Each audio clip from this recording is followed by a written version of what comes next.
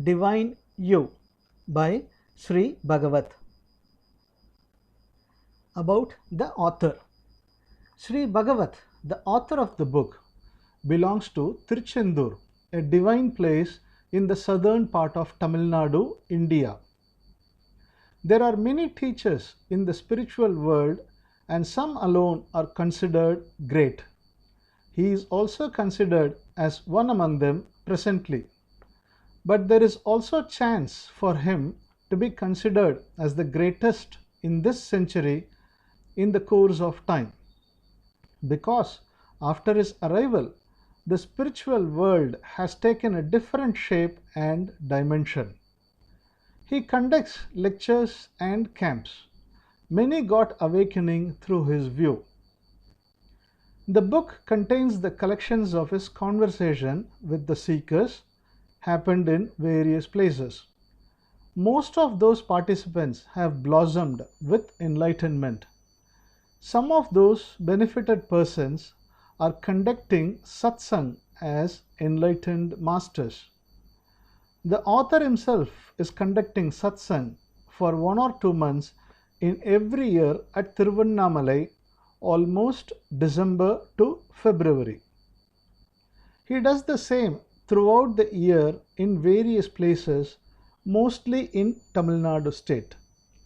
We are very much thankful to Mr. Sundara Raman, Mumbai, who has translated the book in English from Tamil. By publishers. Chapter 1. Innocent state is our real state. Questioner. Should we always function like a child? Sri Bagavath. When we are children, we live without any problems. As our intellect grows, our problems also grow. In childhood, a basic cognition aspect alone is possessed. On that basic aspect only, we accumulate information one by one. They are recorded as our memories. Only such recorded memories suppress and weaken our childlike quality. Even in the Adam and Eve story narrated in Christianity, it is stated that both of them had initially childlike state only. Subsequently, upon eating the fruits of the intellect tree, they lost their child state. Only thereafter they develop distinction between good and bad, likes and dislikes. Superficially seeing, it appears that only our intellect seems to help us. But our true state is in fact the child state only. It is the natural state of our mind. Our thoughts may be helpful for the worldly affairs, but they impair our child state, our fundamental state itself. Only when there is equilibrium there, our thoughts and intellect would yield proper functional results. Without such balancing act, if our intellect completely dominates our child state, our intellect itself turns out to be our enemy. We all have remained children and only thereafter come to the present stage. When we were children, were there any enemies to us? At that point of time, we never had anyone in the unwanted category. Only at the intellectually grown up stage, we find that cherished, unwanted, etc. type of people are all formed in our life. The power to discriminate as good or bad, likable or distasteful, etc. are all produced only by our intellect. If our intellectual aspect is under our control, to that extent our natural child state is not impaired. Always we are poised in our natural state only. Intellect alone dominates our natural state. It is our duty to ensure that it is not overwhelmed in such a manner. What should we do to prevent such domination? We speak of Gnana, enlightenment.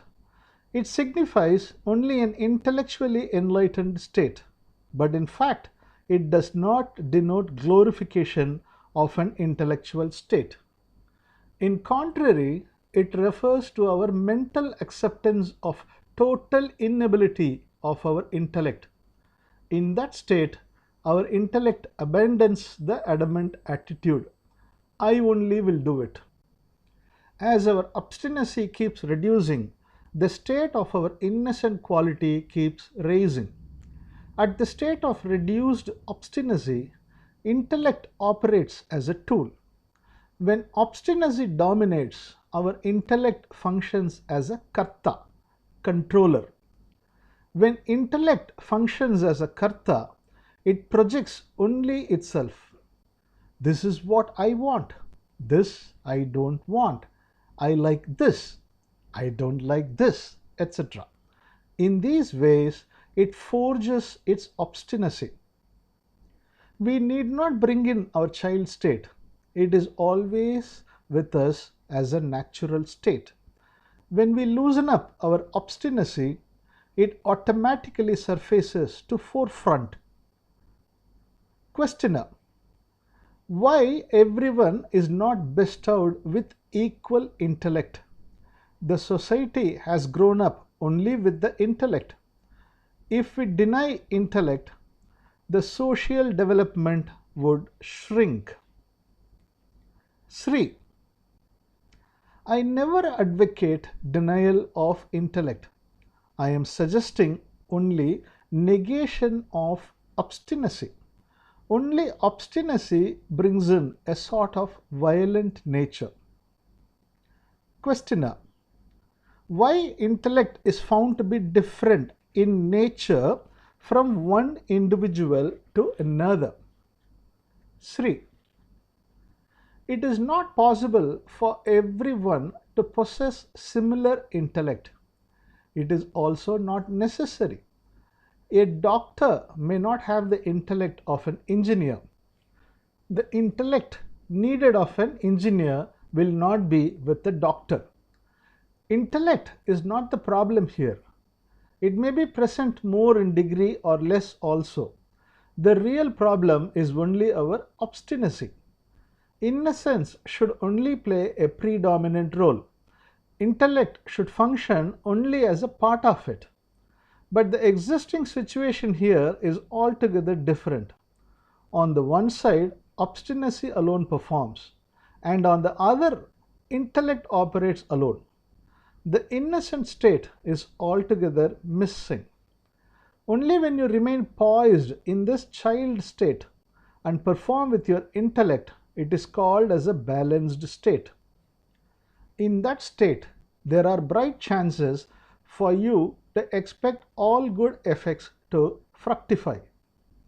Questioner: problems keep coming to us. We are unable to remain in child state and refrain from thinking anything and keep ourselves away from problems. Sri: to be a child is only mentally. It doesn't denote that you have to stay away stating that you don't know anything. In fact, you tend to become a knowledgeable child. The characteristics of a Gnani, enlightened one, are only stated as such. Child remains as a child due to ignorance. Gnani remains as an intelligent child.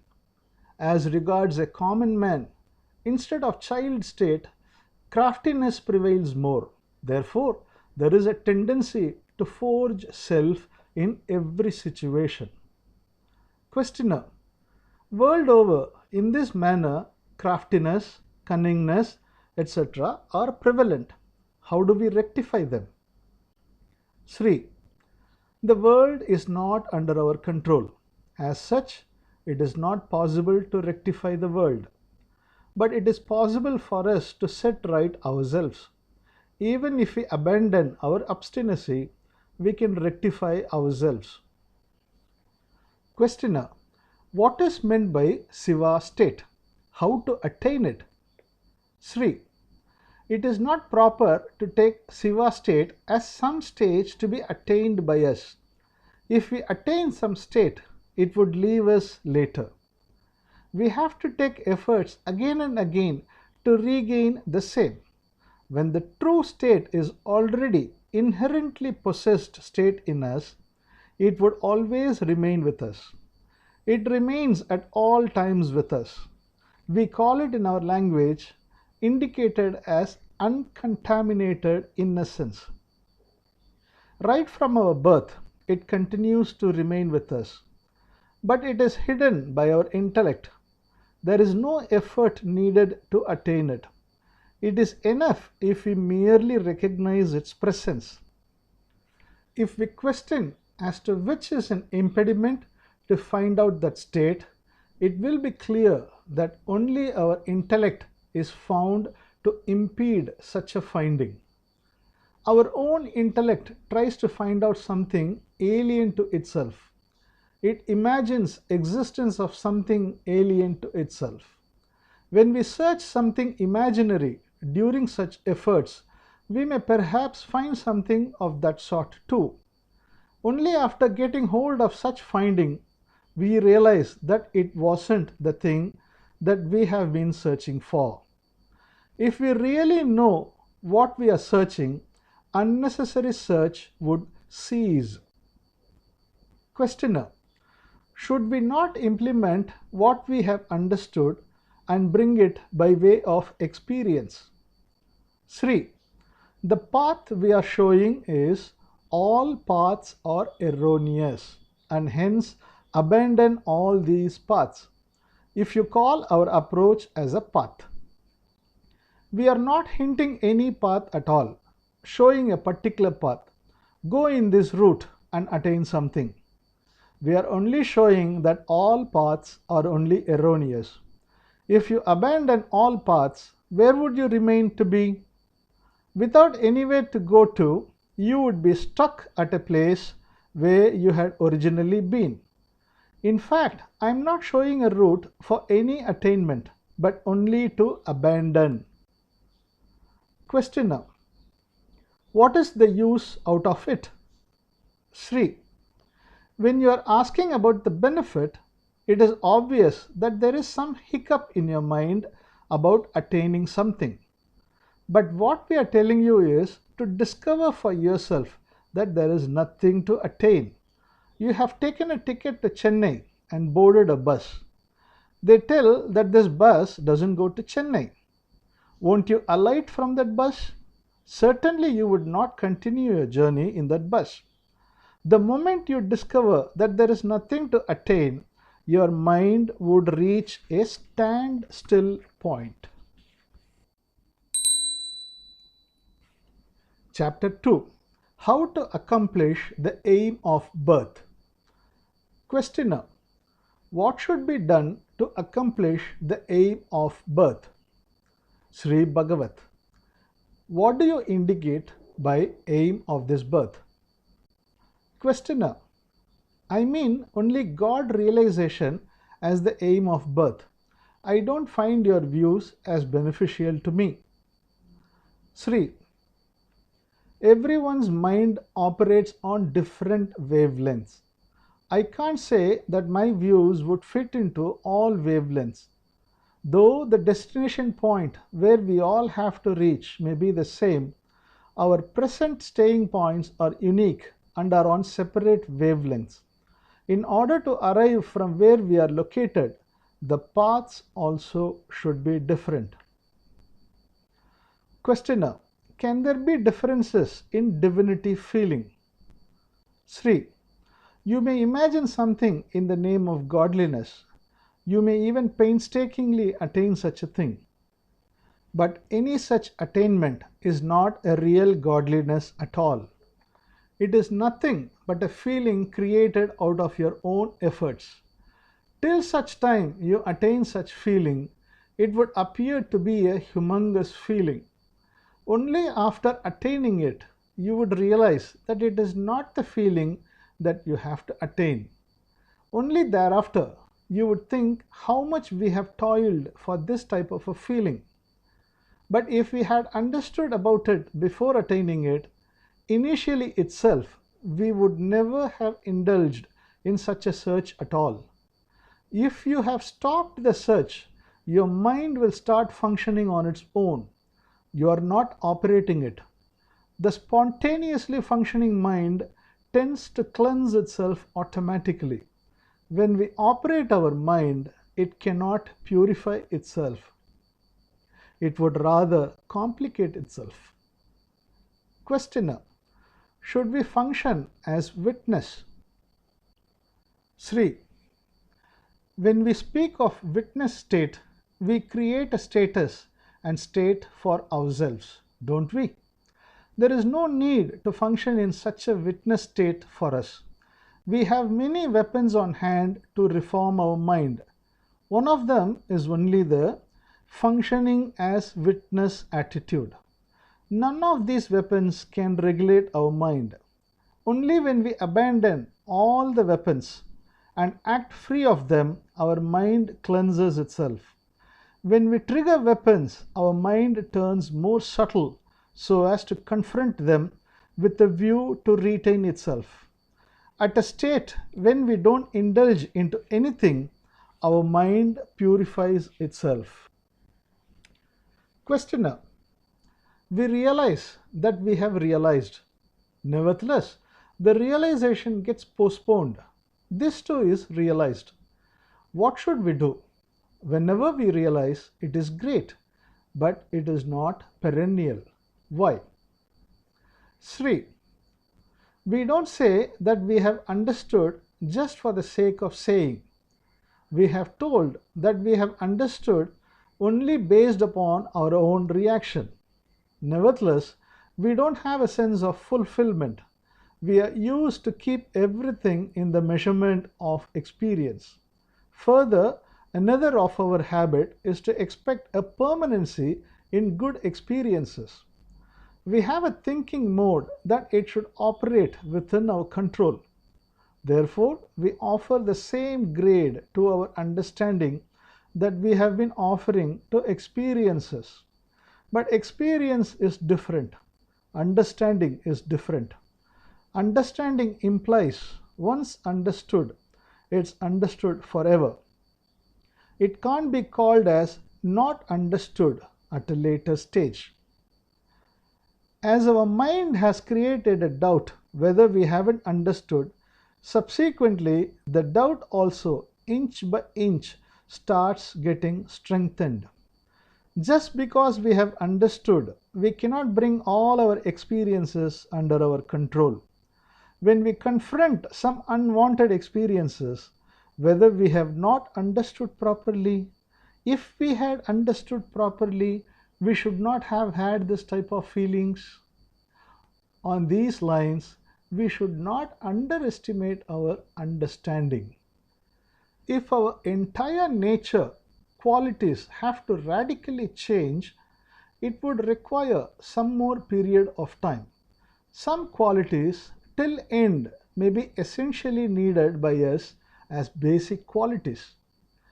We would have branded some of our natural qualities as bad. We would have decided not to give scope for rise of anger. But in our life, there would have also been need to get angry. Therefore, we cannot call any quality as unwanted one. When there is need to get afraid, fear is also an essential feeling. In course of time, all our feelings would come within a boundary control threshold. But if we anticipate such a control mechanism and rather demand for it, that itself would bring in all the problems. Even the intention of this question is founded on an expectation of a permanency and psychological superior state. Anticipation of a superior state in understanding is nothing but expecting a superior psychological state. Whatever be the expectation, it is not right. The right thing to do is to accept what exists without expectation, to accept it as it is. As there is no other choice but to accept it, in that eventual stage only we accept it. We have not chosen it as a rightful choice. Questioner: does it not amount to catching hold of pain and anguish in our own hands? Sri: it seems to be so, but we have to take it in such a manner only. But we don't advocate this to mean that we have to keep and protect it. Whatever is inherent in our nature will certainly bound to manifest itself. We have to deem that it is manifesting in such a manner. Questioner: but knowingly or unknowingly we confront with them. This is the problem? Sri: yes, it is so. It should not be so. A good state should prevail. Such expectation only brings in problem. When we are in the grips of fear or sorrow, a thought to get out of that is also triggered involuntarily. If anything happens involuntarily, we are not responsible for the same. When we consciously try to escape, only then it is wrong. Reaction to reaction may happen without our awareness. There is nothing wrong in it. Understanding is only to discover that there is nothing for us to do. With that, our understanding is over. Just because some hiccup happened to us, there is no need to confuse ourselves that our understanding is also questionable. Whatever it is, it would take some time to attain sustainable stability. Questioner: after understanding, some people tell that they are facing a lackadaisical attitude and boredom. I too feel a deep lack of concern. Why does it happen? Sri: whatever we have discovered with regard to our inner world, that we have nothing to do there, it tends to reflect in our external affairs too. When the future itself loses its importance, such a state of boredom tends to set in. Questioner: in a state where there is nothing to attain, a humongous void seems to set in us. Sri: to the extent we remain confirmed that there is nothing to be done in our mental realm, to that extent, when we show interest in external affairs, there is an opportunity for balancing our inner and outer domains. Only if there is something available to do externally, our mind comes forward to generate the necessary inspiration and vigor. There is no need for us to make efforts to bring in vigor. When there are many activities waiting in the outer world, the corresponding vigor springs out spontaneously from us. Questioner: to understand that there is nothing to be done by us in our mental realm, is it the Gnana? Sri: yes, to realize it in such a manner, we call it as understanding. By reason of understanding it, our mind reorients its functioning to another dimension. We call it as a state of liberation. Questioner: the thoughts that arise when we engage in business tend to occur in us even when we take rest. Sri: we should not bother and let it come and go on its own. Questioner: is liberated state the highest state? What state it is? Is there any state superior to it? Sri: it can be taken as a state, but in fact it is not a state. It is a non-resisting attitude wherein everything is acceptable with ease. Questioner: Ramana Maharishi talks about small I and big I. Can we deem the pravagam, the flowing of feelings propounded by you, as the big I? Sri: it can be taken accordingly. Questioner: does it appear that the state in which you are poised now is the final state? Is there anything to be attained higher than this? Sri: it appears that this is the final state. Everything is flowing like a river. There is no final point for this perennial flow. Questioner: how did you discover this? If you can tell us the path through which you have reached this state, it would be helpful to us. Did you undergo step-by-step change to reach total modification, or was it an instant complete transformation? Or was it some other way of transformation? Sri: it can't be called as little by little or step by step effected transformation. The moment it was realized that there is nothing to be done, that chapter was completely closed. Whatever happens in the mental realm, there is no voluntary thought to regulate it. The happenings too turned out to reaffirm my realization. There wasn't any situation or happening to indicate any opposite viewpoint. I had no such problem of not having anything to do in the external world. Since I had undertaken the task of conveying what I had learnt to others earnestly on my hands, I found the external world also as an important one. Therefore, I did not face any sense of disinterest. Ere there are actions, fronts warranting enthusiastic hands, in my view, the external world is wide open. The dictum not to engage in any activity both in the inner mental realm as well as the external world is applicable only to the sannyasis, ascetics who have renounced everything.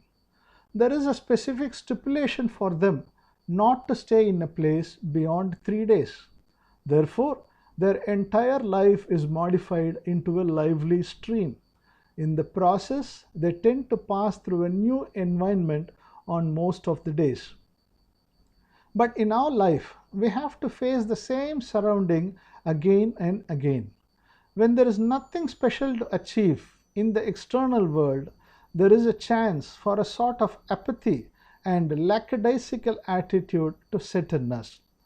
So long as there was a portrait of something humongous in our inner realm and a state in which we were poised to achieve it, that search itself was keeping us sufficiently enthused. When we have realized the truth that there is nothing to attain in our inner mental realm, the relative enthusiasm also leaves us. It strikes that the consequent void can, to some extent, be compensated by engaging in the external worldly affairs. As far as I am concerned, the moment I came to the conclusion that there is no need to do anything with regard to the inner realm, I felt a great peace, as if I had offloaded a huge weight. Questioner: if I allow all thoughts to run on their own course, how to carry out my actions? What is my karma here? Sri: if we want to perform something for our family or the society, we adopt such desirous thought and accordingly involve ourselves into such action. Questioner: how does the ego functionality originate? Sri: the ego consciousness takes a shape and status depending upon our thinking process only. Questioner: is ego concept only a consciousness? Sri: all of us have fundamentally a state of consciousness. When with that fundamental sense our thoughts mix up, the ego feature is evolved. As the thoughts emerge again and again, the ego also is born afresh again and again. At every point of time, the experience of ego is poised in a unique way. At one stage, it is formed as a happy ego, at another point, a sad ego. In this manner, it is sequenced in various types of egos. The thinking that I should get out of my sorrow is comparable to a man desiring to change into another man. To seek that, I want this experience, I don't want this experience, etc., are similar to our seeking for this ego or that ego. Questioner: you have indicated that ego is our thought. In case I have got understanding, does it mean that only my thought process has gained such understanding? Sri: we have to take it only in that manner. What we call as thinking is nothing but a manifestation of the intellectual aspect of our mind. Realization or understanding occurs only in the mind. It does not happen in the soul, which is the base for the mind. Questioner: who knows that the understanding materializes? Sri: it happens only to the mind. Questioner: does the mind denote conscious state? Sri: consciousness, soul, etc. are foundation for the mind, but they are not the mind. Movie picture runs on the screen. Screen is the state of consciousness. Our mind is the picture visible therein. Questioner: on these two, where does the understanding take place? It is on our consciousness or in the mind? Sri: there is no mind without conscious state. There is no picture without screen. Even then, we have to take into account only the picture. That is, we have to take into account only the mind. Understanding happens only in the picture. Understanding happens only in the intellectual aspect of our mind. Chapter 3: will intellectual understanding alone suffice? Questioner: will mere intellectual understanding be sufficient? Sri Bagavath: that is, as per our view, even if one understands the viewpoint of what is meant by Gnana, enlightenment, it would mean that he has attained Gnana, enlightenment. In other words, our opinion is mere intellectual understanding alone would be sufficient. There is an approach on the lines of conscious understanding. The traditional approach advocated since ages is first to understand intellectually and thereafter to realize it consciously. But as far as we are concerned, it would be enough if we understand intellectually. Questioner: how can an intellectual understanding alone be enough? Sri: I have heard of an episode. It may also be a story, or perhaps maybe a real one too. A black magician, by chanting mantras, was detoxifying snake bites. A young man was persistently asking him to teach him the mantras. He was avoiding him for a long time, but the youth was not prepared to leave him. Being unable to tolerate his nuisance, he shouted at him, "Go away without troubling," in Telugu, his mother tongue. As the youth was not knowing Telugu, he couldn't understand the same. He thought that it was the snake bite remedial mantra and asked the black magician, "Is it the snake bite cure mantra?" He too told him, "Yes, it is that snake bite cure mantra." That youth was doing japa, chanting, "Go away without troubling," treating it as a mantra. In course of time, his japa attained power to detoxify snake bites. The queen in that country was bitten by a snake. The black magician was called to treat her. Though he tried chanting various mantras, the venom did not come out. The queen's condition became precarious. As someone suggested, the youth was called in. The youth came and chanted his mantra only once. The very next second, the queen's entire snake venom oozed out. Here, more than the mantra, the youth's sense of faith is found to be more important. The black magician was very much surprised. He thought that he would have learnt from someone else due to his refusal to teach him earlier. Asked him, "From whom did you learn this mantra?" The youth also told that he learnt it from him. The black magician was stunned and asked him to repeat the mantra taught by him. The youth told him the mantra he learned from him. "Go away without troubling." Here only the faith has worked. When we say that we have understood, it will work. But if we place an opposite view, the understanding won't work. After our understanding, if we think that we haven't understood or we have to understand little more deeply, our understanding is weakened. We should get satisfied that this is what we have to understand. We should not underestimate our understanding. Upon our realization that this is the understanding, our mind should also echo that this is the understanding. Though it is only an intellectual understanding, there is a transformation in our inner realm. But what is in our hand is only such an intellectual understanding.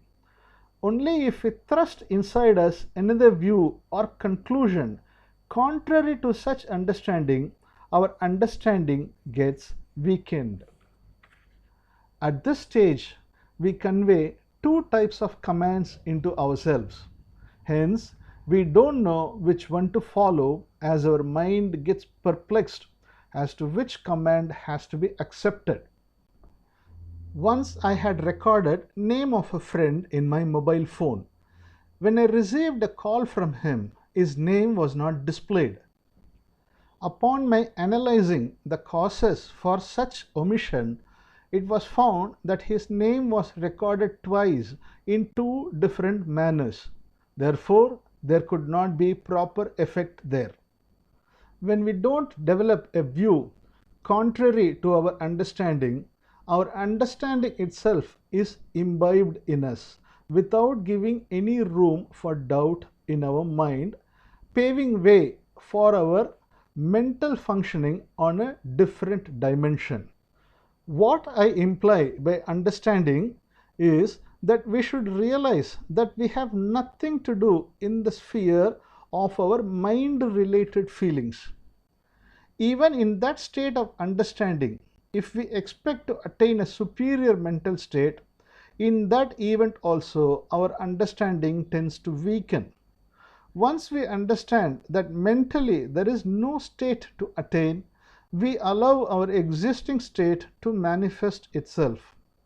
We allow our operative feelings, our wholehearted permission to flow. When we give such permission, our mind doesn't take a double state. It becomes conducive to join with whatever exists there in whichever form it is.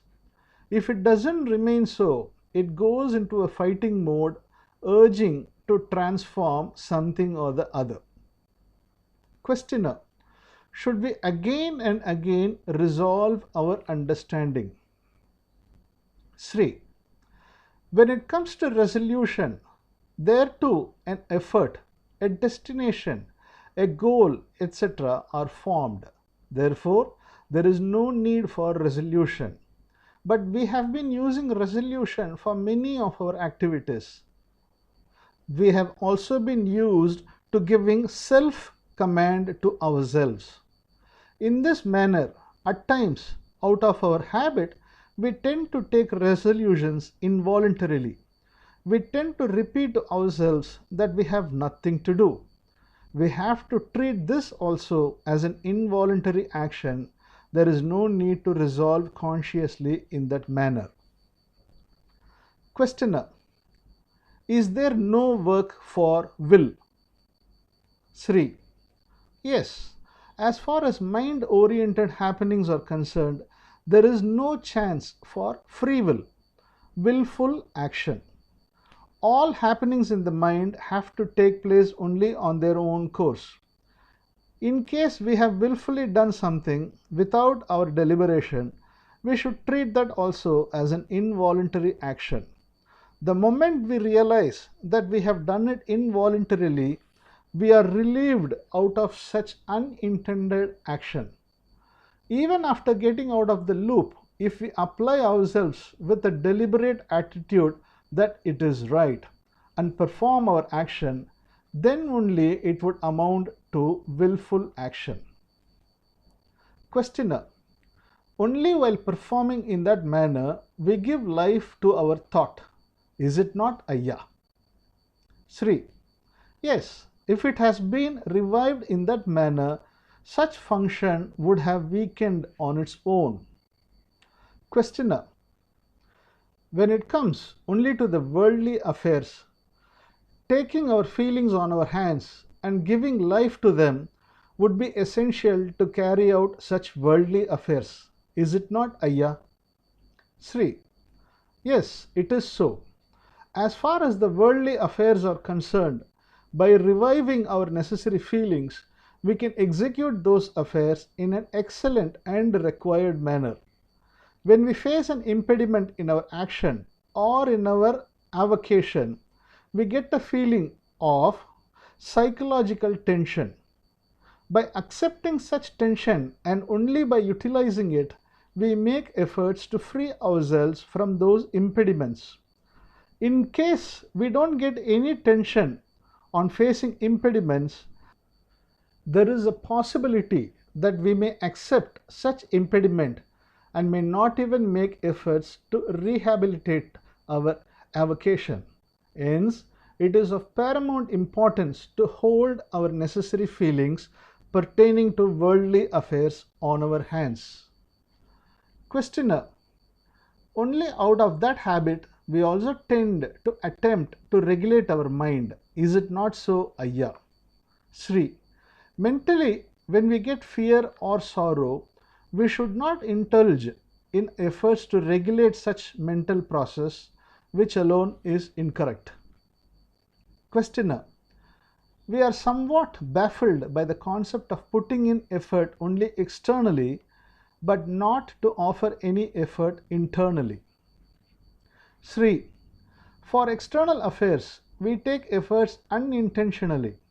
We realize subsequently that we have been taking efforts for such external affairs unknowingly.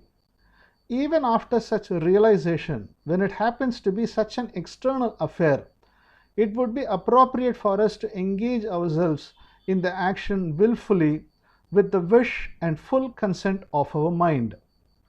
But with regard to the inner realm, it is all right if we attempt to regulate ourselves unconsciously. But if we try to regulate our mental feelings willfully, then it would be wrongful. Questioner: when some bad feelings crop up in our mind, some reaction arises therein. Should we not rectify the same? Sri: when we have discovered that there is no need to do anything in that regard, we won't do anything in connection with that feeling. Every second, some sort of feeling, depending upon our circumstances, is bound to keep arising. So long as we don't do anything in relation to it, it will go on its own path and disappear. Mind-oriented pain, sensation, or feelings of sorrow, when you don't meddle with them in any way, they would leave you and vanish faster. Only when you do something, it gets further delayed.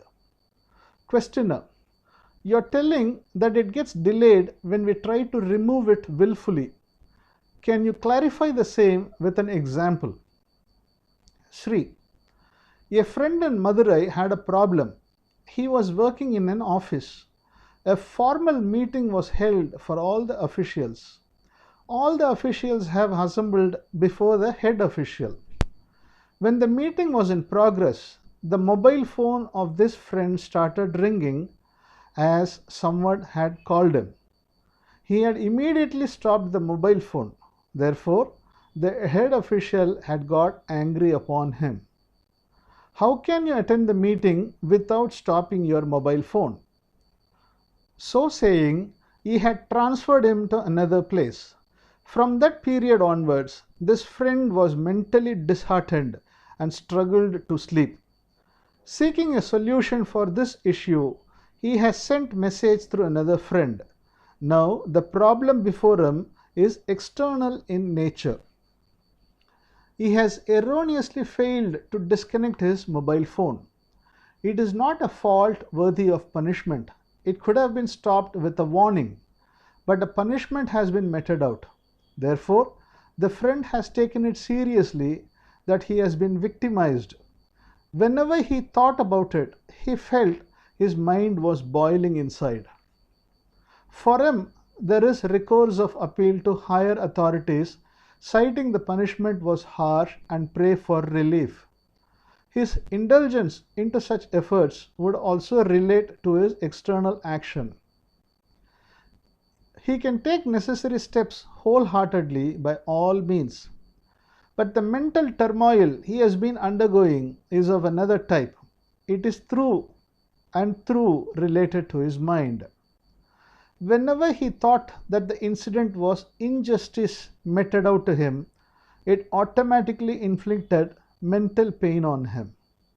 That thought, without his knowledge, has been coming in series of waves. If the thought is triggered without his knowledge, it would lose its velocity bit by bit. If he has been getting the thought every 5 minutes, if he leaves it on its own course, it may come and go only once in a while.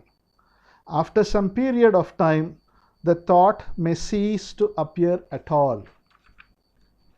But when we recognize an automatically generated thought, and in a way of adding fuel to fire, focusing our whole mind, start thinking, yes, how can he take such an action on me? I should not leave him, on these lines. Or else, alas, we are getting so much anguish, unable to bear, etc., and try to oppose the thought wholeheartedly. In this manner, we enliven the thought that has cropped up automatically. Therefore, there is more delay in disappearance of the spontaneously generated thoughts and feelings. If we leave the thought to its own course without trying to control it, it will itself find a quick resolution. Questioner: when we allow ordinary thoughts also in this manner, whether their strength would be reduced, Ayya? Sri: everything is like that. Questioner: feelings arrive in a bulk. Would they also leave themselves? Sri: yes, they would leave themselves. We can adopt any feeling necessary for our external need. There is no need to remove the unnecessary ones. When not adopted and cared for, they would vanish on their own.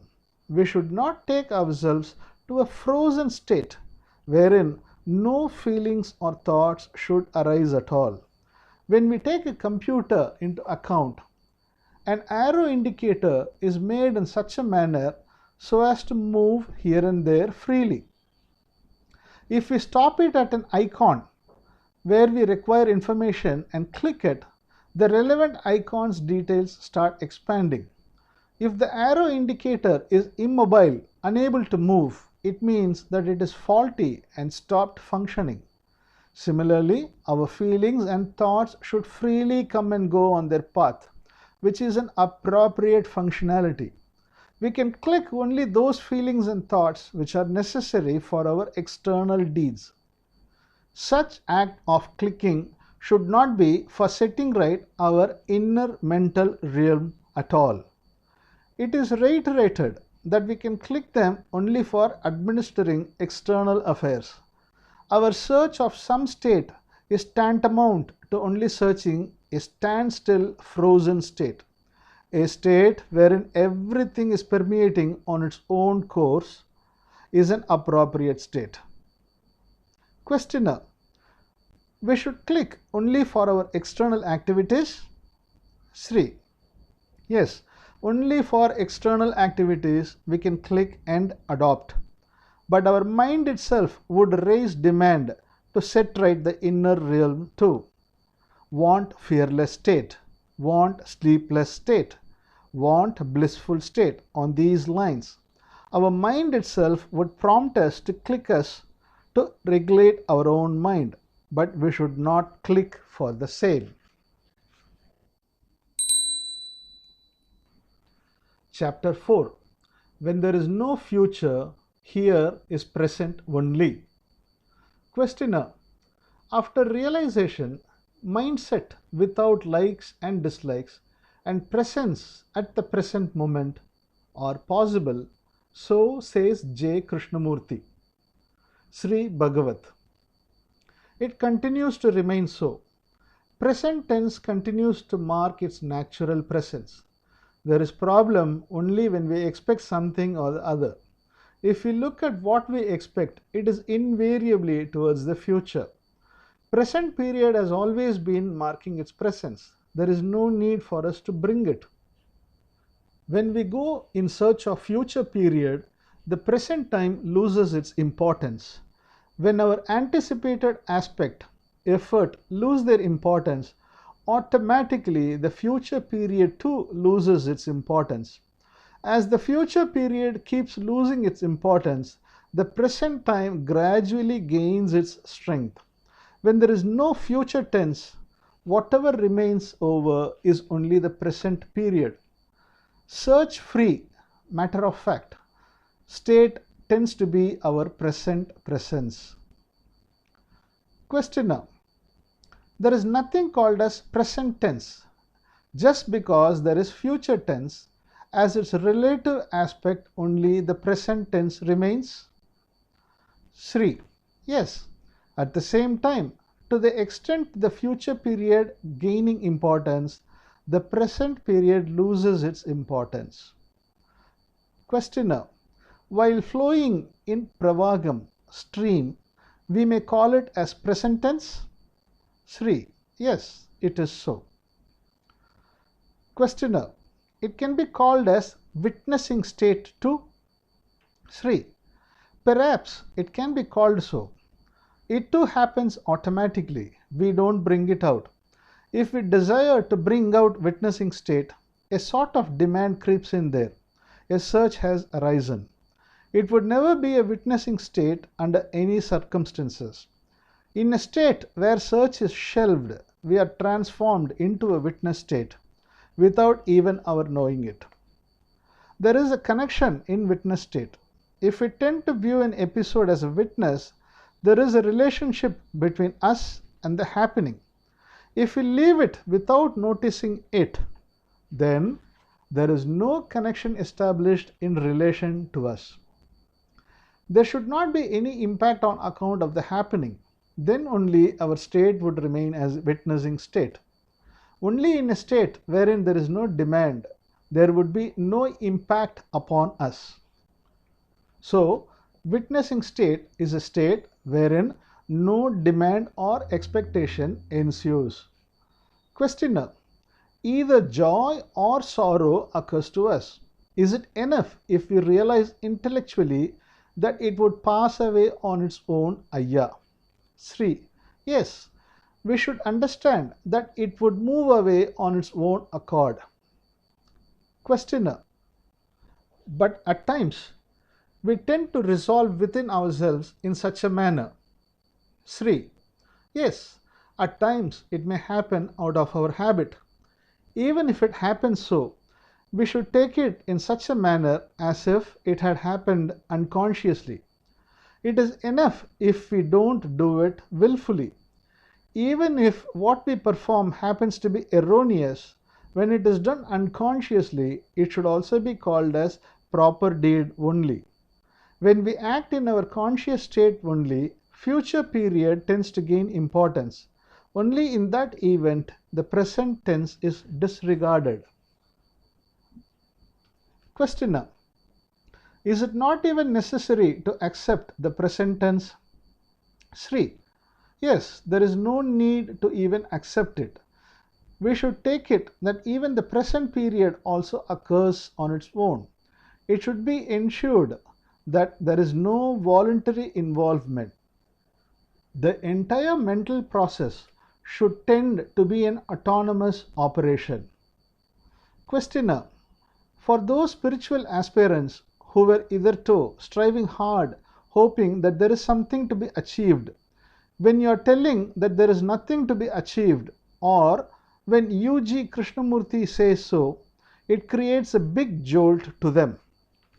Sri, as far as I am concerned, I felt very much relaxed, as if a huge burden or responsibility was offloaded from my head. I felt a sort of liberation. It is so simple. Is it for this we were toiling and struggling for so long? Such was the surprise I got. While remarking about it, a friend used to tell, it is as if taking a screwdriver to open eyelids. We have been taking unnecessary efforts for so long. In fact, only when we carry a screwdriver, our eyelid closes more tightly. When the fact that there is nothing to be done inside reflects in our external world, it brings in a state of disinterest in some people. We should remain that there is nothing to be done as far as our inner realm is concerned. Questioner, is it the same thing as stated in scriptures as keep quiet? Sri, yes. Questioner, as far as the inner realm is concerned, to remain silent? Sri, yes. Just because it has been wrongly understood that we have to remain quiet in the external world too, enlightenment has become a secret riddle, accessible perhaps to 1 in 10 millions. But the fact remains that the very nature of a common man is nothing but liberated state only. Questioner, birthright? Sri, yes, to tell the truth, all the children are glued in this liberated state only. As the knowledge adds up, it changes later. It is only their intellect which creates a state of individuality for them and a separate identity too. The same intellect at a later stage, when it realizes its incapability in toto, we once again revert back to our starting point of child state. Questioner, can it be told that the big I proclaimed by the Ramana Maharishi is the pravagam, the flowing like stream? Sri, only according to the scriptures the concept of big I is postulated. When viewed from our practical experience, only the small I alone is there. It alone connects with the pravagam. It is only the small I which transforms into pravagam. The small I alone flows. Questioner, we are involved into meditation since long. It is rather perplexing to think of stopping it. Sri, meditation is nothing but tuning of the mind, shaping the mind. While doing so, results follow. Hence, different experience states emerge. But we develop a sort of affinity for elongation of such experiences to us. When we acquire some power out of such meditation, we derive a satisfaction as if we have obtained such power in our hands. It's nothing but deriving an external benefit out of this exercise. Perhaps it can be stated that even discovery that there is nothing for us to do is also a type of meditation. But as a result, the meditation itself culminates eventually. The tuning is stopped completely. As far as the inner realm is concerned, if any tuning is warranted, it tends to be only an auto-tuning. Only the manual tuning is unwarranted. In the event of good effects accruing out of meditation, there is nothing wrong in your pursuing the same. Setting aside the seriousness, you may engage in the same sportingly or out of enthusiasm. In the mornings, we go for short walks to stretch our legs, when it tends to be a pleasant experience. If we walk for a purpose or to do an errand job, it would be a cumbersome task. Meditation, when it is done for the sake of meditation only, it is indeed a hail-worthy aspect. Questioner, it can be done for the sake of the mind and body? Sri, yes. If we tune our mind while engaging in external affairs, I will keep my mind unperturbed. It would be feasible only temporarily. It would create a confrontation. Questioner, can we meditate focusing upon our own mental feelings? Sri, even Sri Ramana Maharishi also advises to do so, to meditate upon the feeling of I sense. It can be done, but it would lead us to Samadhi state only. It won't take us to a state of clarity. We may obtain very good experiences out of meditation. We may secure extraordinary powers, Shakti, but only by deep introspection of our own self, clarity can manifest. Questioner, meditation as well as clarity combined together is good for us, I think. After realizing clarity, we can engage in meditation also, I surmise. Sri, yes, it's correct. Questioner, is there any difference between the understanding concept of J.K., Ramana Maharishi and yourself, Ayya? Sri, as far as I am concerned, the understandings of all the Jnanis are only like that of mine, in my opinion.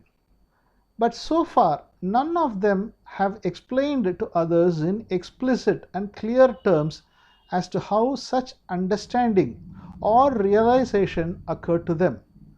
They have all rather brought it out as a mystifying occurrence. It has not been scientifically explained properly, linking it with common man. That's the difference. When we take into account the sage, Teni Swami, there is no difference between his state and that of mine. But the way he postulates and explains it is different.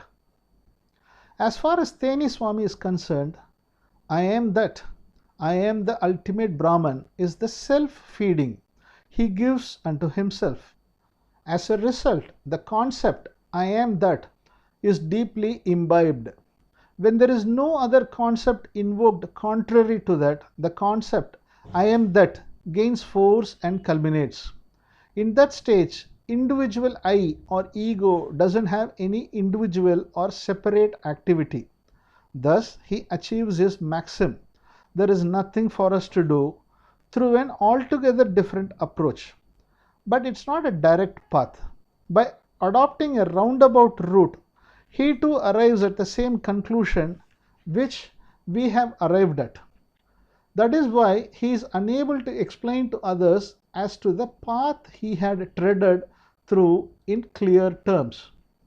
When we surrender to God in Bhakti Marg also, by wholesale entrustment of all our affairs in His hands, we come to a safe conclusion that we have nothing to do. In that state, there is a clear-cut effect, but such occurrence is possible to only 1 in 10 millions. Questioner, when the surrender is wholeheartedly absolute, such occurrence is possible? Sri, yes, but in contrast to that, if any expectation is intercepted, the surrender feature would tend to dysfunction. If our feeding is on double poles, there won't be a desired effect. Questioner, in revealing their experiences, there is a sort of contrasting tendency amongst the Jnanis. Sri, a friend narrated an episode of a sage. He had learnt the technique of pranayam, yogic breath control, from another sage. Thereafter, he had practiced the pranayam continuously. Even ignoring his family, he went on indulging in that practice. As he didn't attain Gnana, even after engaging in that practice for several years, he left it and went to Rishikesh. He even tried to practice the meditation systems taught by those over there. Nothing could provide him the realization which he was searching. Hence, he was totally frustrated. He questioned himself as to what is the use of living at all without attaining Gnana, venturing himself ready to give up his life, lying on a rock with a broken heart. At that stage, most unexpectedly, real Gnana dawned on him. He asked himself as to how it happened to him. As he had practiced only the pranayam for a very long period, he concluded that it alone would have caused the realization and has been communicating accordingly to many people approaching him. In fact, it has occurred at a completely helpless, hapless state only.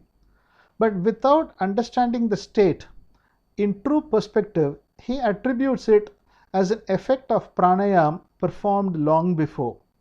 His mind has imbibed the message, there is nothing to do, a strong feeding by himself unto himself at that helpless condition. That is why the realization has blossomed in him. Questioner: has he not understood intellectually? Sri: he has indeed understood intellectually, but his intellect has indicated that breathing exercise is the cause for his state.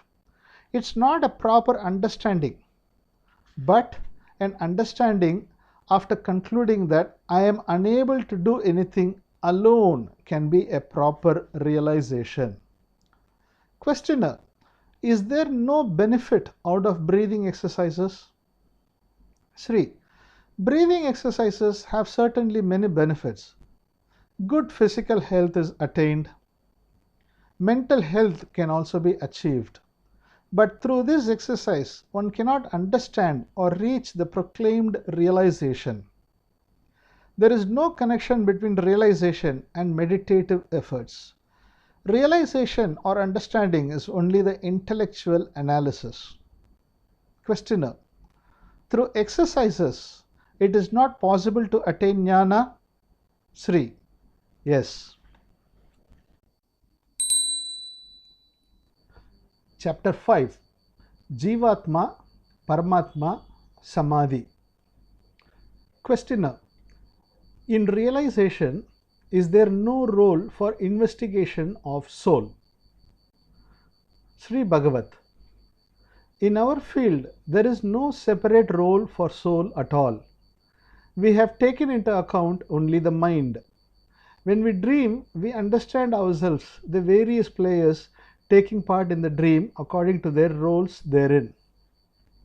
Till the end of the dream, we never realize ourselves as one who is dreaming, but that is the real state.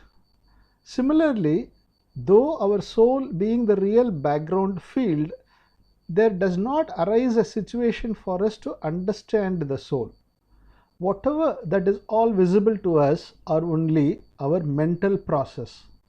The so-called ego indicated as small I, as well as our surface mental feeling operations, etc., are only openly visible to us. Only the concept of small I is known to us. The authority to speak on big I vests only with scriptures.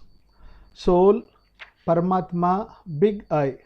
Such proclamations in Shastras cannot be questioned as they have such prerogatives. Questioner: only for word's sake? Sri: not for word's sake alone. It's the cardinal truth. We should not proclaim cardinal truth. To proclaim so, we don't have any right or authority. If we spell out, it turns out to be an utter lie. The same statement, when made in scriptures, remains as cardinal truth. Questioner: is this pravagam state the same as the spiritual soul state? Sri: yes, while transformed into pravagam stream, our entire state attains an inexplicable magnitude. Ongoing culmination process of all fathomable operations in an endless stream is denoted as pravagam. But to name it as soul and narrate it accordingly is the prerogative of Shastras only. Only it has the privilege of speaking on the three tenses. Thyself is the Brahman, Shastras can proclaim. If we too proclaim on such lines, our statements would also become Shastras. then it too would not be practical truth. Therefore, as far as the practical explanation is concerned, we have to stop our clarification just with small I. We should treat ourselves only as a momentary player arising in a dream. Only in that case it can cease to exist. Soul will never cease to exist. It never pops up, disappears, streams away, etc. Only the small I can come again and again and go with the stream. The ultimate Brahman is unalterable. The dreamer is also an unchangeable entity. We should take only those aspects to be dropped as dreams. We should handle only the practical truths. We have no right to lay our hands on cardinal truth. Only Shastras have the privilege to handle them. At best, we can testify whether our practical truths are within the ambits of Shastras. The Shastras remain as boundary rocks for this purpose. When we think of attaining the ultimate truths proclaimed in Shastras, it creates an expectation and a future tense. Questioner: to affirm, we can seek the help of Shastras? Sri: yes, we can affirm what we say with the help of Shastras. Being a common man, we can also remain as a Gnani. Questioner: are there stages in the Pravagam and its related understanding? Sri: in our own experiences, triggered by the understanding effects, we can realize certain culminative changes.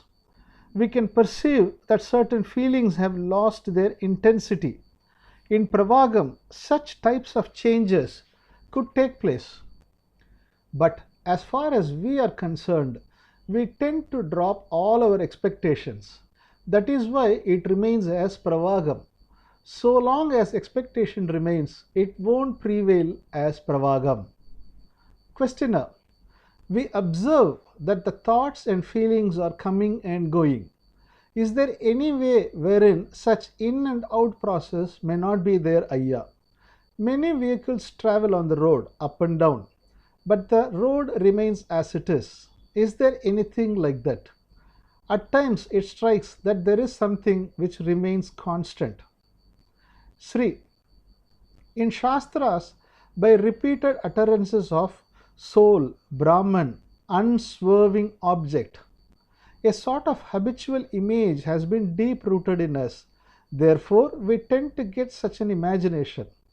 When we flow without permanency on a stream, we ourselves transform into an endless movement. Therefore, our own existence itself turns into a blissful, ceaseless eternity. Questioner: when it is spelt out unswerving, a state of swerving is indicated. Sri: yes, like Teni Swami, some people, by giving importance to unswerving state, have attained good state, but it won't help all the people. Questioner: Ayya, it seems that you are always opposed to Samadhi state. Sri: Samadhi is connected with meditation process. Questioner: in Patanjali Yoga, Samadhi is stated as the ultimate complete state.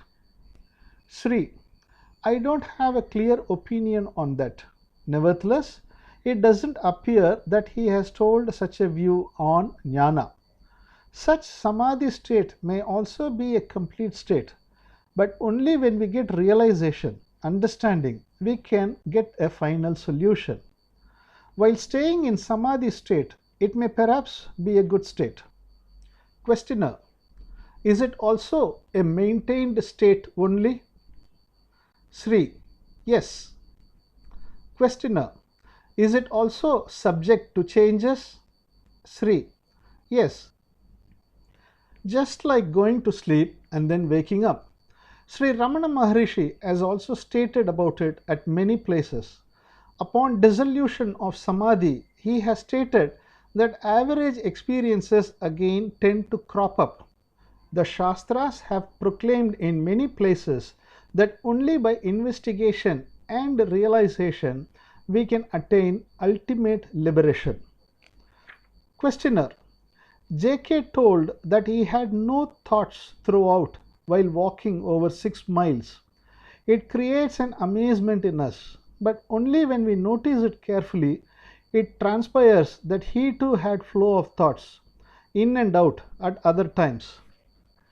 If there is an unswerving state, it appears that it could only be our maintained state. Sri: Yes, whatever it is, it would be appropriate only if it is come easy, go easy process. That is why we have given it a name of pravagam. Questioner: Observing and understanding are the only truths. Is it correct, Ayya? Sri: Understanding alone is enough. Observation is also not important. If necessary, it may come on its own accord and leave also. That's all. Questioner: So, even when J.K. utters attention, he doesn't hint at deliberate effort, but we only understand or rather misunderstand his utterance something akin to effort. Sri: Yes, at times he used to tell us to be attentive beyond ourselves. In the course of the meeting, sometimes aeroplanes used to fly noisily. At that moment, he used to advise those present in the meeting to attend it, go with it. My views would tally 90% only with that of J.K. With others, it may not be in agreement to this extent. Questioner: In which area the 10% difference vests in your views and that of J.K.? Sri: He used to stress upon choiceless awareness, sensitiveness, and attention in his talks. He would rather indirectly create a mental pursuit whether we have to attain them. Unknowingly, some sort of an attainment object is formulated. On this score, I too struggled for long in understanding him as well as the ultimate truth. Though he had not done it deliberately, it transpired that a goal stands imposed in our unawares. It may perhaps appear that he had induced for attaining an egoless state. In fact, the more we think of attaining egoless state, such ego gets more strengthened. When we realize that there is nothing to attain ultimately, the ego aspect too becomes part of the flowing pravagam. Ego only tends to become an endless movement. When it doesn't occupy a pivotal role, it is upgraded to infinite status, equivocal status. It loses the level of grading levels. I or ego is always there, but as it is moving on a role, losing its own individuality, it turns into infinity. When maintained, it tends to possess a definite state. We don't try to sense the infinity. Without tightly holding on to it, we tend to allow it to melt or liquefy. When infinity is searched, only the definite state gets strengthened. When the definite state is allowed to be on its own, that itself transforms into infinity. Restricted entity frees into unrestricted one, transforming from solid state to liquid state. Questioner: Age-old utterance to us to remain in thoughtless state has been deeply imprinted in us. Sri: Yes. Questioner: It has created an expectation in us that one day or the other such a state would fructify. Sri: Yes. Since ages, spiritual literatures have all linked Gnana and Yoga together. Therefore, a sort of expectation is created that even the concept of Gnana is also a state to be attained through efforts. Hence, unknowingly, we too tend to search for something or the other. There is nothing wrong in keeping both separately. It's only wrong to mix up both. Giving first importance to Gnana and second one to Yoga would not entail any problem. Samadhi, thoughtless state, etc. pertain to Yoga. They are of secondary importance. They all are some time-bound states created out of Yoga. But Gnana is an aspect wherein no state is locked in permanently. Questioner: while flowing in this stream, pravagam, at times such a state too may manifest. Is it so, Ayya? Sri: if necessary, we too can try for it. It's something like the road in front of our house. If needed, we may use that road to walk for some time to stretch our legs and then return back. But it's not the home where we reside. Gnana and liberation are our dwelling abodes. For external affairs, we can utilize meditation too. Questioner: meditation is also a sort of an effort? Sri: yes, meditation is certainly an effort only. For external needs, effort is an essential one. But for worldly affairs, our efforts are all compulsorily necessary. We can conjoin our meditative efforts thereon. But as far as external affairs are concerned, it is advisable to avoid confrontation as far as possible. Usually, I used to cite an example. Let us assume that a person advises his friend to touch a tree standing at a far off place and come back. What would that friend tell? He would ask, why should I touch and come back? If the same thing is told to a child, the child, without asking why and what for, not even trying to listen to any reason, even if we attempt to tell also, will run towards the tree. As far as a child is concerned, the action it performs itself tends to be an enjoyment.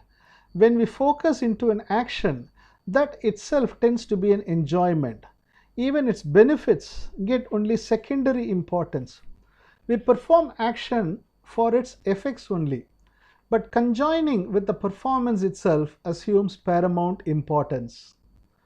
Questioner: is there any practical guidelines in indulging in external activities?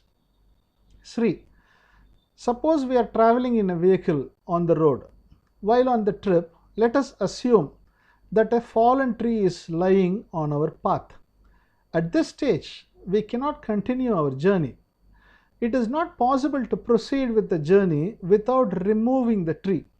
Either we have to change our route or else remove the tree. In case of being a vehicle on the road, such type of removal is required. But if what is flowing on the road is, instead of a vehicle, turns out to be water, in that event there is no need to remove a tree. The water would create its own journey path. Similarly, whatever external affairs that we may indulge in, they are bound to face certain hurdles. When we perform our actions with an intention to remove those hurdles and then only cross the path, it would create a big confrontation. When we stay in a liquid state and try to cross the obstacles, we would be able to handle external affairs too without any confrontation. When we peep into the root cause of the social problems, it would be clear that someone would have tried to justify himself that what I do is only correct. While we have to adhere to judiciousness in our actions, but not necessarily expect the same justness in the acts of others. We should rather take it on the face value that they have acted in such a just manner. With such an approach only, we can tide over the same. Any attempt on our part to set them right would be tantamount to strenuous efforts to remove the fallen tree only. Only when we perform in a confrontation-free state, our journey tends to be smooth. Questioner: worldly affairs can be progressively executed only through our efforts. Utilizing tools such as yoga for external activities, we can adopt the views of J.K. and such others for intellectual realization. Sri, it's right. We can adopt like that. We can even create certain rare powers through our mind in order to heal some of our physical ailments too. Though our mind is rather a controversial field, certain extraordinary powers are also inherent in it. With the help of meditation, we can even set right mental waves to some extent, but we cannot bring in a permanent mental resolution through the same. Enduring resolve is possible only through realization, by means of understanding. Questioner: by refurbishing body and mind, can we realize ourselves easily? Sri: this should be learnt through own investigation. There is no direct relationship between the two. They are all based upon efforts. But realization is not dependent upon efforts. Perhaps mental health may be helpful to some extent. They are all secondary help only. Questioner: it is told that external affairs should be performed with Maitreya attitude, that is, to conjoin mind with the activity and do it as a sort of meditation. Sri: yes, it's correct. In external affairs, only dhyana, meditation, and effort can bring success. As far as worldly affairs are concerned, 100% efforts are essential. As regards the inner realms, 100% effortless state is necessary. This is the proper practice. Chapter 6. Which is the highest ultimate? Questioner: which is the highest ultimate in your opinion? Sri Bagavath: in my opinion, there is nothing that could be called as highest ultimate. If we wholeheartedly accept whatever state we are in, that is the ultimately highest state. The state you are poised in is the highest state. If you think that there is a superior Buddha state above this state and show interest thereon, it means that you have neglected yourself. Questioner: do you mean to advocate against planning, stating that there is no goalpost to be attained at all? Sri: when you contemplate on something to be attained, another step is constructed. If not, whatever step you had already taken would be your last step. But we have to abandon the idea that there is something beyond this. In case of any such thing, it would be related to yogas. There only we can attain some experiences, siddhis, occult powers, and certain states. We cannot compare them with this liberation. Questioner: perhaps they may distinguish us from others. Sri: distinguish us. It would be okay if they are useful either physically or in worldly matters. Otherwise, there is no real benefit accruing therefrom. By climbing the 7th floor, we can view the next street or areas beyond that, but not to see ourselves or to look at the sky. There is no need to go to the 7th floor. We can look at ourselves by staying where we are. If I say that I am going to the 7th floor to look at myself, it is meaningless. Questioner: every one of us is engaged in every field. Everyone has his own nature. We act only according to our own nature. Here, we certainly do need mental purity. Sri: when we accept ourselves in the way we are, mental purity takes place on its own accord. We need not invite it. Without our craving for it, it's a natural happening. Without our conscious thinking process to modify ourselves, natural uncontaminated state manifests itself. Questioner: do you mean to say that instinct should not come down? Sri: you are imagining one concept or the other, such as instinct. Even if you are in a bad feeling, that alone tends to be a good feeling. Suppose you are in a despicable feeling, even it is also a good feeling only. There is no feeling better than an existing feeling. Questioner: existing? Sri: by not rejecting existing one, not seeking something else, you reach a state of acceptance of the existence. By not imagining anything contrary to that, you have to accept what exists. In the process, you tend not to reject yourself, but reach a stage of accepting yourself. Questioner: I am engaged in diamonds business. At times, while being occupied in business, thoughts are running in me unawares. Some sort of thoughts, example, whether any diseases are there in the body, etc., occur. Hence, I get some sort of mental turmoil too. What to do with such types of thoughts emanating? Sri: let us assume that you are writing a book of accounts. At that time, many thoughts crop up unconsciously in your mind. It may perhaps pertain to yesterday's episode also. When such thoughts arise, your attention is diverted from the accounts that you are working upon and drawn towards that thought. But suddenly you regain your self consciousness. You realize that your attention has been unconsciously entangled into such and such thoughts. The very moment you realize it, you are relieved from the influence of the thought. The unconsciously triggered thoughts have all reached a stage of closure. Perhaps even your thoughts could have been important too. Suppose you are going abroad tomorrow. Assume that the thoughts that have occurred to you relate to the trip. Though the thoughts have emanated unconsciously, when they have come to your surface mind, there is no compulsion that the thought has got to cease, because you may wholeheartedly desire those thoughts and choose to voluntarily pursue them. Only when you pursue any thought willingly, and only in that event, you have to stop that thought on your own accord.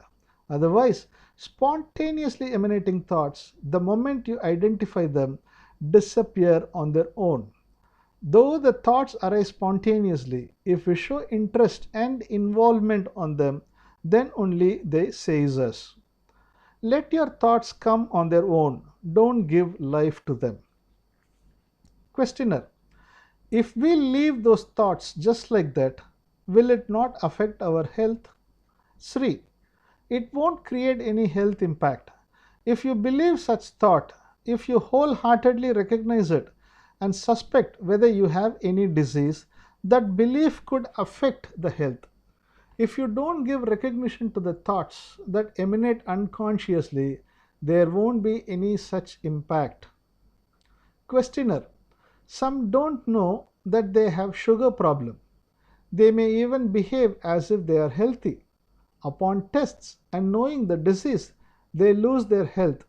Why does it happen so? Sri: till the tests are done, they don't have any thought about that. Upon performing test on knowing the disease, their thought is centered on that. Though the thought arises on its own, even upon our identifying, it doesn't leave us. We take them as thoughts meant to caution us and important to us, to regulate us. In one way or the other, we tend to attach importance to those thoughts. Hence, they bring a sense of fear in us. Therefore, our health is also affected. Even placing belief upon the doctor or divine powers also creates a state of not providing importance to those thoughts. However inferior the thoughts may be, only when we recognize and give life to them, they gain strength. At that stage only, they tend to spoil our health. Questioner: stress should not be laid? Sri: yes, we should take it that experiences and thoughts emanate according to our nature. Even wrongful thoughts should also be treated as unknown mistakes only. Consciously, we should not give life to them. Questioner: what is the difference between my present status and realized status? Can I know if I have attained Gnana? Sri: I have referred to Gnana as mere understanding. The effect of understanding is liberation. In a fast moving car, if brake is applied, the car automatically turns its direction. Such a turning is liberation. Through understanding, liberation fructifies in everyone. Only when we take the responsibility on our hands that psychologically we need some sort of change in us, our understanding gets impaired. When there is nothing to attain, we won't take up any responsibility. Instead of accepting us in a state of as is, where is condition, when we are adamant, I won't be like this, we tend to take responsibility. We do take efforts. In such a stage, inner conflict and mental pressure are initiated. Questioner: a father, even after providing several opportunities to his son, washes off his hands as he has not behaved properly again and again. Do you advocate in a similar manner? Sri: if we take such an incorrigible son as our mind, your narrated example is correct. If we take it for our inner realms, only then it is appropriate. Only after trying to set right our mind in several ways, we have come to this conclusion. When we have dropped out our mind in this manner, the mind on its own accord becomes all right. In external world, it is not feasible. There is no guarantee that if we leave our son in this manner, that he would mend himself on his own accord. But with regard to the inner realm, the solution is an assured one. Questioner: in your book, you have stated that the understanding of Gnana realization once occurred to us will never leave us at any time. But now you are hinting that there is a possibility for our realization to fade away. Sri: only by confirming our realization it is reaffirmed. We have to make ourselves sure that there is nothing to attain. In case we change our conclusion whether there is something to attain, we tend to distort our resolve. If we voluntarily choose to alter our conclusion, automatically our resolve also has to undergo change. We should not refute the resolve that has sprung in us. When there is a resolve that there is nothing to attain, there won't be any confrontation to remodel ourselves. We tend to approve whatever that happens. Right or wrong concepts arise only when compared on a scale of merit. When there is nothing wrong on whatever way we tend to act, there could not be any scope for modifiable confrontation. The Tanjore toy, round-shaped famous toy, which when tilted on any side would come back to straight position. However much we may shake or bend, it comes, regains its balance and straightens itself. When we allow our mind to function on its own way, it attains a state of equilibrium. We only refer to it as liberation. Questioner: you are treating yoga, dhyana, meditation, etc. only as physical and external worldly tools. Sri: no, I treat dhyana psychologically. We are able to shape our mind through dhyana. We are also able to tune it. Whereas here we don't shape anything. Rather, we release our mind from such shapes. Tuning is different. Liberation is altogether different. Questioner: auto-tuning? Sri: yes, we leave it to nature for spontaneous manifestation of auto-tuning. Questioner: if we leave the mind on its own, won't we go after that mind in a wrong direction? Sri: no, we won't go that way. With that fear of going that way only, we reject the auto-tuning and indulge in willful tuning. The problems crop up only in manual tuning. We should leave it fully to function on auto-tuning. Only when two types of functionalities, namely tunings, contrast each other, friction, opposite effects, etc. crop up. Questioner: on reading your book, mostly the feeling of fear has come down. Nevertheless, at times, some sense of fear and chemical reaction in the body do occur. 3. It is not possible that there should not be any feelings at all in us. All feelings are, in some way or the other, essential feelings only. We cannot perform any action if there is no feeling sensation. If there is no sense of fear, we may not perform certain actions at all. Even to regulate our physical or external affairs, sense of fear is required. Certain feelings have got to remain. Let it be any feeling. Let it remain. When it comes to the perspective of administration, perhaps it may spring at times beyond the required doses. If it so arrives without your knowledge, let it come on its own. Let us not take the burden of modifying the same. Today it has come in this manner. Tomorrow it should be ensured not to arrive in this way. Such types of burdens should not be undertaken. Questioner: will there not be any adverse effect on account of this? Sri: we should have a detached attitude towards any such adverse effect, whether it comes or not. It would be wrong on our part to oppose any adversity. It should be ensured that there is no adversity on the external world. Our approach is psychologically to let any type of experiences to come in any manner and pass through on their own. Questioner: you have written many books. Secrets of Atmanyana, Anushtana Anmigam, Gnana Vidudalai, Kavalaigalukkellam Thirvu, etc. Such books you have written. At what stage you got this Gnana realization?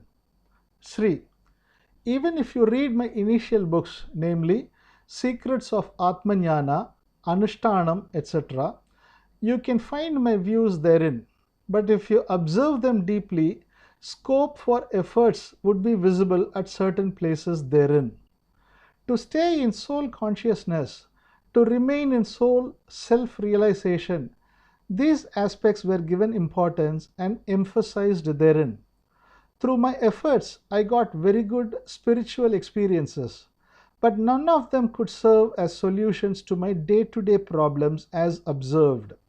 A stage arrived wherein my total incapability was realized that these problems cannot be resolved through spiritual efforts. Thus, a clarity or understanding we cannot call our spiritual feelings for our support occurred. It got confirmed. Even the thinking we have to retain what we attained, maintain it, would also be tantamount to an effort. It would interfere with our confirmation process. We have to put a full stop that we have understood. If we keep on thinking that we have not understood, not sure, etc., it would in one way or the other induce effort continuously. Questioner: you mean to say not to fight with the mind? Sri: yes, that's all.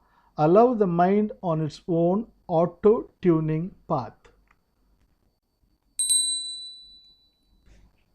Chapter 7: How J. Krishnamurti differs.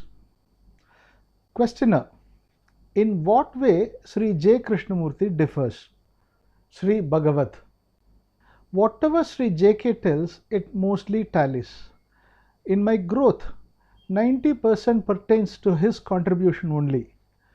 Only when viewing from realized state, I am able to understand his fault. After doing everything perfectly, he does only a small fault. He speaks giving importance to choiceless awareness, attention, etc. He should not have told about these things. These things occur on their own. Choiceless awareness is an automatic process. So also the attention. They all are spontaneous arrivals. We should not keep them in our front when they are our followers. Shadows should only follow us. We should not try to bring them before us. When we begin to see our shadow, we turn behind. It turns out to be a hide and seek game. We should not try to see the shadow.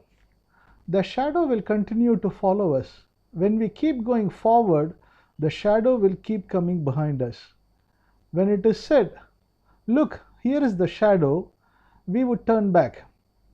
When he said choiceless awareness, attention, sensitiveness, etc., we tend to think that we have to do something. But when we try to experiment them, we could get various wonderful experiences. They provide a sort of satisfaction too, but they block the path of liberation. If he had preached that approach also, I would not have had any occasion for propagation at all. Everything would have been concluded by him.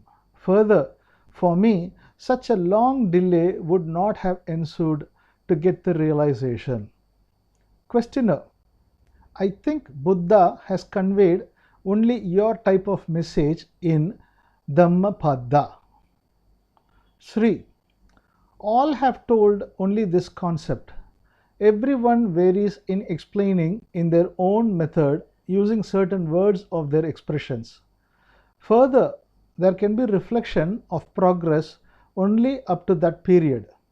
As far as I am concerned, I got the opportunity of studying Buddha, Ramana, J.K., Osho, Nisargadatta, several spiritual shastras, etc.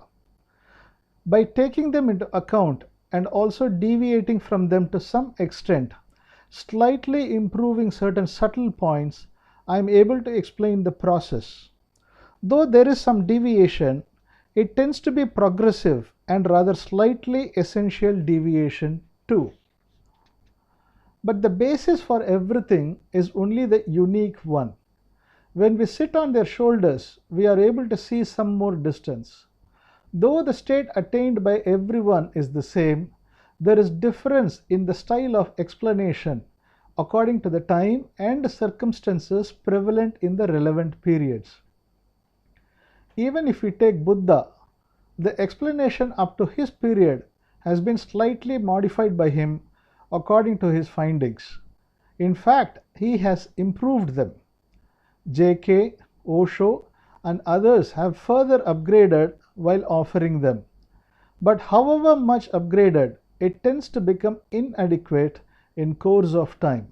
It becomes rather insufficient. Changes in line with the passage of time are bound to take place. Questioner: many Jnanis, after attaining this state, turn into Maunis, silent. Sri: some attain Samadhi type of blissful experiences. It tends to bind them along with such blissful state. Some isolate themselves from external world, thinking of no role there. Some don't marry without holding any position in the society. They don't even have any external role to play at all. At a stage wherein food is available, if hand is extended, they arrange their lives in an easy-going method. Now, I am going to have a different approach. You may be in any service. We advise you to be a Gnani and continue in that service. Being a common man, it is possible to be a Gnani also. When we say perform everything like a common man, there is more scope for us to act. When people come to seek my advice whether to marry or not, I advise them there is no connection between marriage and this, Gnana. Hence, you can marry. Even for those who are not inclined to marry, I insist that they should marry. Some people secure certain rare siddhis, powers, in spirituality. That itself secludes them at times. Such secluded people, most of them, tend to become silent. Some of them, being afraid of showing such powers, which may bring unnecessary troubles, also tend to become silent. Questioner: are they in different states? Sri: everything is mental aspect only. We tend to become the way our mind is tuned. You may even transform into divine personality, capable of emitting certain divine powers. Human mind transforms into divine mind. It turns into very powerful mind. We can shape our mind even to that extent. Through our approach, we advise to liberate the mental tuning. Questioner: we allow only the auto-tuning? Sri: yes. According to circumstances, in order to manage the atmosphere, spontaneously some tuning evolves. That itself is sufficient. It occurs on its own and disappears automatically. We don't choose any particular tuning. Questioner: you mean to say, if searching is there, we may get entangled in something? Sri: through certain psychological tuning, we can obtain certain powers. We can secure them by taking specific efforts. It's like worldly gains only. If it is done in a playful manner, there is no problem. If we do it seriously, it tends to become a mess. Questioner: has any such power occurred to you, and whether you have crossed it? Sri: I don't think any such power has befallen on me. I also don't have any expectation towards them. Therefore, I hadn't indulged in any such efforts. I had interest only in obtaining Gnana, at no point of time on securing any power. Questioner: is there any connection with this and material progress? Sri: there is no connection between the two. Financial progress is dependent on external world. We have to reach it only through its related efforts. We have not put any ban for that. It is certainly an essential growth. Questioner: some religious people attach many people in their religion and extend their religion. Is it all right? Sri: what I am talking is with regard to individuals. It's on how to attain liberation within yourself. Religion is related to the society. There may be good happenings, problems too. As far as inner realm is concerned, you have to be liberated from everything. It is the right approach. On the external front, there is nothing wrong in being religious. What I am talking about is a personal matter. As far as you are concerned, once you get liberated, all your inner problems are all resolved in toto as an individual. Questioner: what do you say about dreams? Sri: we come to know of dreams only after they are enacted and concluded. It is enough if we treat them as concluded ones. Questioner: do you provide any mental dhyana related exercises? Sri: I don't provide. Many varieties of trainings are provided by various people. You may also practice any of them. It may be beneficial. Physical and mental health will accrue. Questioner: born baby, till its intellect gets maturity, remains in the state described by you. Can we take it that way? Sri: child remains only in that way. As far as we are concerned, if we come to this clarity, we too tend to transform into a child. Keeping our intellect intact, we shift into the child state. Questioner: with the intellect, we move into the child state? Sri: yes. The child, without the development of the intellect, remains in that state by nature. It's not excellent. Keeping intellect intact to go into child state is appreciable. Child forgets everything easily. Anyone inflicting pain to child is also easily forgotten by it. It doesn't hold memory in its mind. We too leave everything in the flow of the stream. Questioner: by nature we come to that state? Sri: yes, we come to that liquid state. Mind doesn't hold anything adamantly. Questioner: we become grown-up children? Sri: yes. Questioner: it is said that Buddha, while attaining Gnana, setting aside external breathing, was observing internal breathing. Is there any relationship with that and the Gnana described by you? Sri: the news about Buddha cannot be true. They all are related to Dhyana types. Their results would only be tuning and not Gnana or liberation. Observing breathing, etc. are only tuning. Buddha has attempted several exercises. As this one was found to be good, he has recommended it to his disciples. There is nothing wrong in it, but Buddha's attainment of Gnana was not on account of this exercise.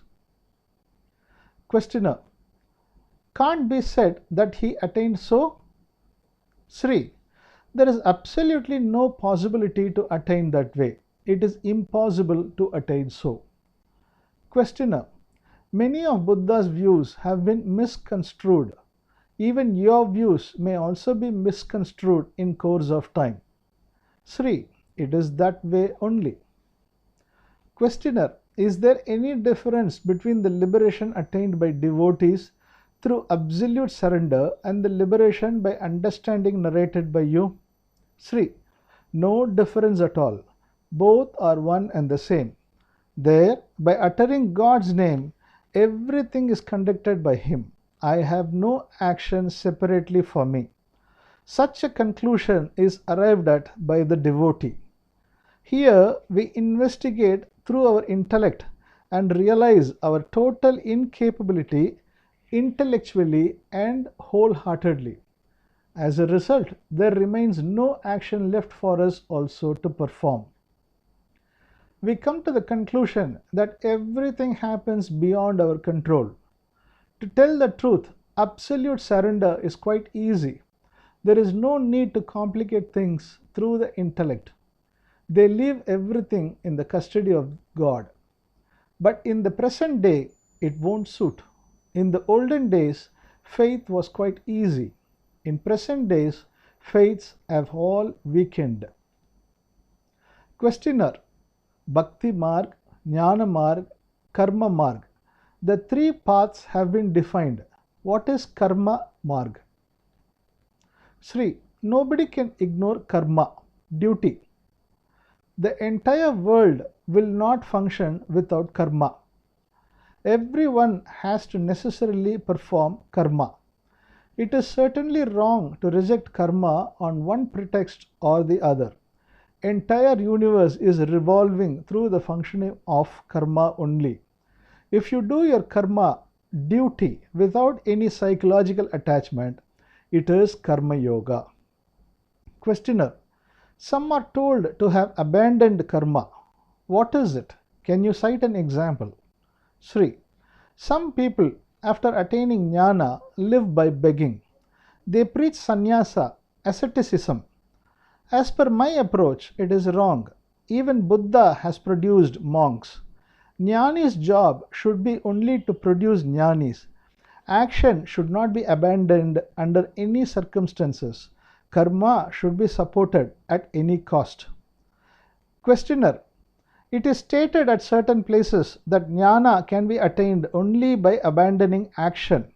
Sri: it is told only to abandon mental action, not external action.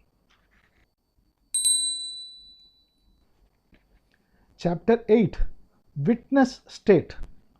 Questioner: in Gita, Lord Krishna has proclaimed that he remains as witness to everything. Does he so remain as witness in our hearts too? Sri Bagavath: there is a state as witness. Even liberation is also a witness state. But it should not be thought to be brought willfully. If we try to bring it, such state will not fructify. That itself would turn into a goal. Therefore, it won't convert into a witness state. We need not go after shadows. When we start going after light, all shadows would themselves come after us. Witness state, choiceless awareness, sensitiveness, attention, etc. would all follow you. If we approach them, they would deceive and run away. Questioner: do you mean to say that living with childlike mind is Gnani state? Sri: Gnana state is a realized state, intellectually realized state of clarity. To understand intellectually that there is nothing for us either to perform or to attain is the Gnana state. Its consequential effect, we call it as freedom or liberation. Such liberated state alone remains as childlike state. Jnana is nothing but a sort of intellectual clarity or understanding. Using our intellect, we are able to break the shackles which were created by the same intellect. Questioner: is this state useful only to us? Sri: it is useful only to us. If we can give it to others, we can create this understanding or clarity to others too. If we attain such clarity, it would be beneficial to the society in one way or the other. Good man can indulge in good deeds only. Questioner: at times we get humiliated on some occasions.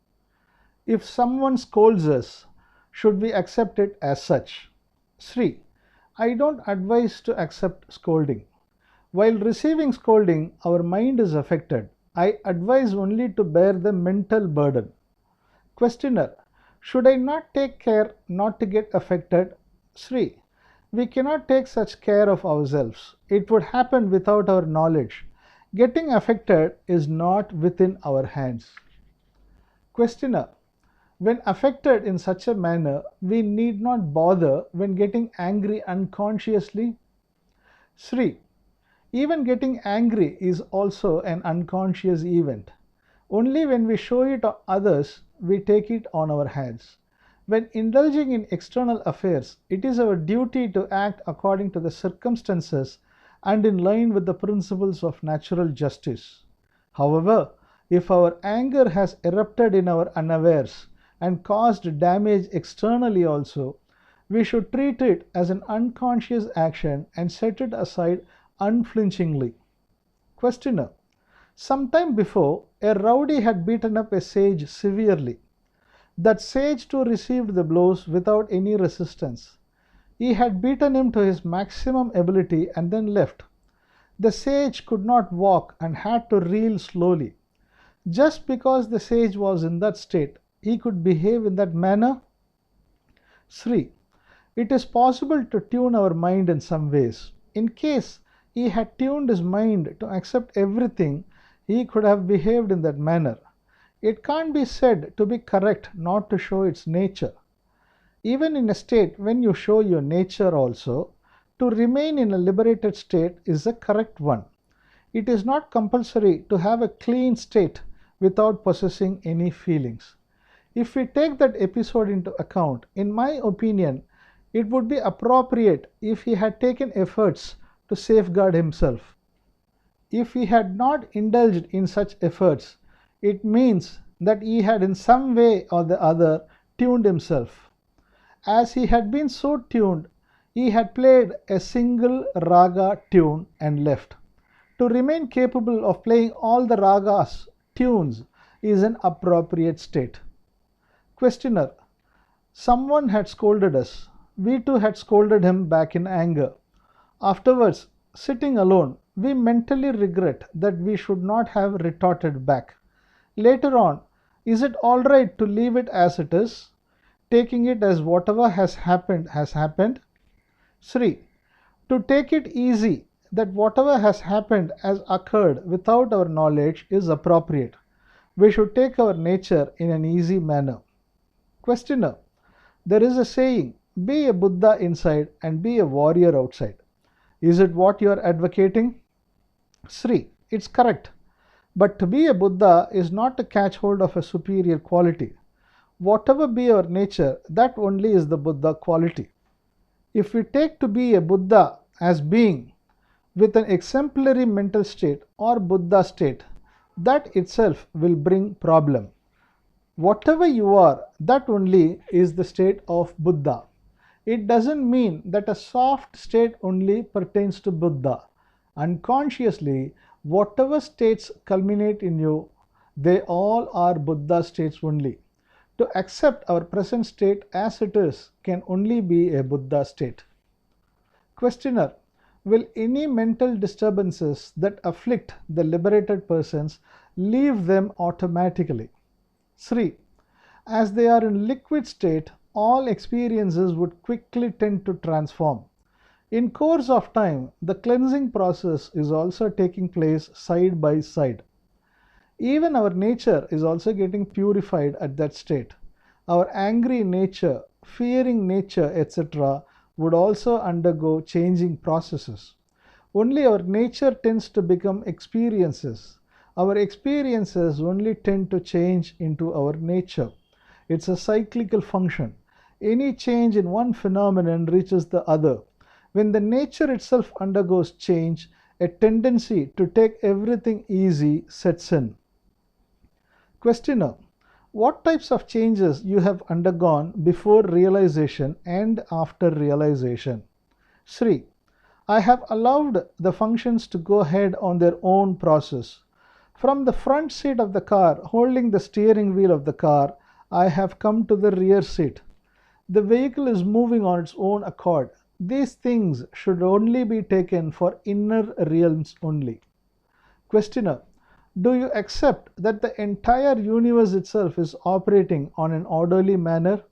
Sri: some tell that the external world is operating on orderliness. Depending on their words, we too can tell accordingly. I don't have any direct knowledge on that. If such people making the statement are dependable persons, we have to believe what they say. Some subtle powers, some administrative arrangements, etc., may also be in place. Questioner: do you consider yourself as omnipotent Brahman? Sri: all sorts of experiences, that is, the feelings akin to a common man, arrive and depart. I don't own any feeling as mine. Even the experience to view everything as one and the same is also yoga and dhyana related one. Chapter 9: Dhyana, Yoga, Mukti. Questioner: many people practice dhyana, yoga, etc. Mukti attained through them and the mukti advocated by you, are they one and the same? Sri Bagavath: Dhyana, yoga, etc. provide only experiences. Let us assume that there is water. We can convert it into ice cubes. Ice cube is not a natural state of water. Only liquid state is water's natural state. When it transforms into ice cube, it has taken a shape. In whichever vessel we pour that water and cool it, in that vessel's shape it becomes ice chunk. Though we are in liquid state, when we occupy space in the vessel, we have to take the shape of the vessel.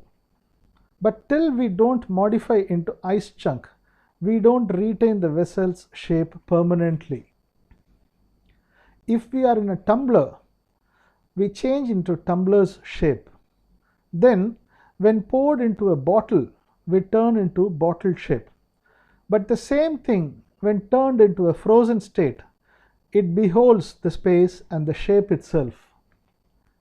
Till such time it converts itself into water, it has to remain in that state only. When we indulge in training and efforts, our mind is tuned in a particular manner. We have taken a shape, but it's not a permanent solution. It can only give a temporary solution. But if we are in a liquid state, we do get a lasting solution. There is no permanent state prescribed for us. According to the circumstances, we turn into a vessel. Therefore, we remove the character portrait. A movie artist can act in several play roles. We can't signify any specific role for him. Gnani also performs casually according to circumstances with some nature or the other. There is no nature specific to him. Frozen ice cube type of state signifies getting stuck up with some experiences. It may be helpful and beneficial to the initial aspirants, but in course of time it won't be appropriate.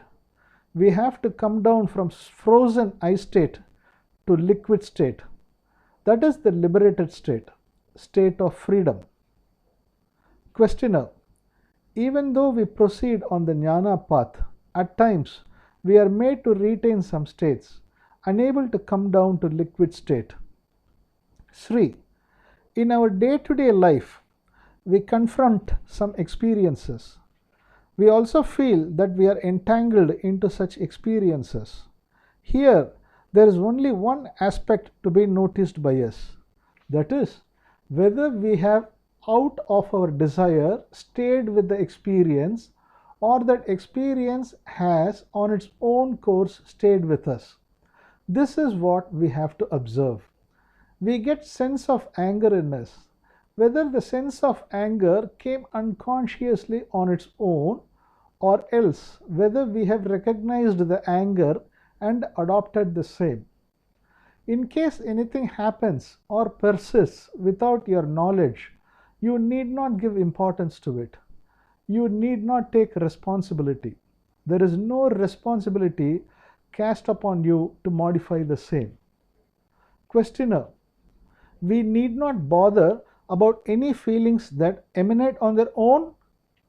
Sri: yes, we need not bother. For instance, suddenly a mad man enters your home. You get tensed up or angry unknowingly. You tend to drive him out by directing the anger upon him, though it sprung unknowingly, taking it willingly on your hands. As you have desirously taken it on your hand, it has turned into your object itself. If you want, you can get angry. If not, you can leave it. That is in your hands. In respect of any problem, without your desire, anger or fear arises in you. At that point, to think that it should not have arisen or attempting to remove it is not appropriate. By doing so, without your knowing, it amounts to your taking responsibility for the feeling. Questioner: we tend to think, how can we get angry in this manner? Sri: in this manner, we develop a guilty consciousness. A sense of guilt is formed. There is no need for such guilty feeling, because you need not take responsibility for anything that has happened without your awareness. If they were left on their own course, they would disappear themselves. Such anger might have appeared either to administer the circumstances or out of weakness. However it might have appeared, there is no need for you to try to set it right. Questioner: when I get angry in this fashion, I used to think only in this manner. I have not yet reached proper maturity. That is why I am getting angry. So I used to think. Sri: there is no need to think so. When you underestimate in that way, thereafter you are pushing yourself to a state wherein you have to confront yourself. You are also creating a goal to be attained. You start moving towards a sort of proper mental state.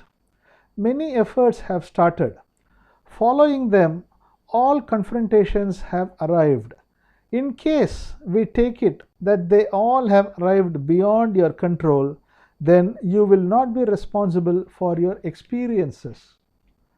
Questioner: when we apply sudden brake to a fast moving vehicle, that vehicle turns the path. Does everyone get this state? Sri: you get peace through efforts in indulging in several exercises and efforts. You get the same peace by abandoning efforts too.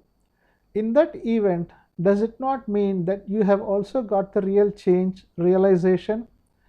Change should not be expected to mean that turning of the car in the diagonally opposite direction. It is obviously visible that some sort of change has occurred.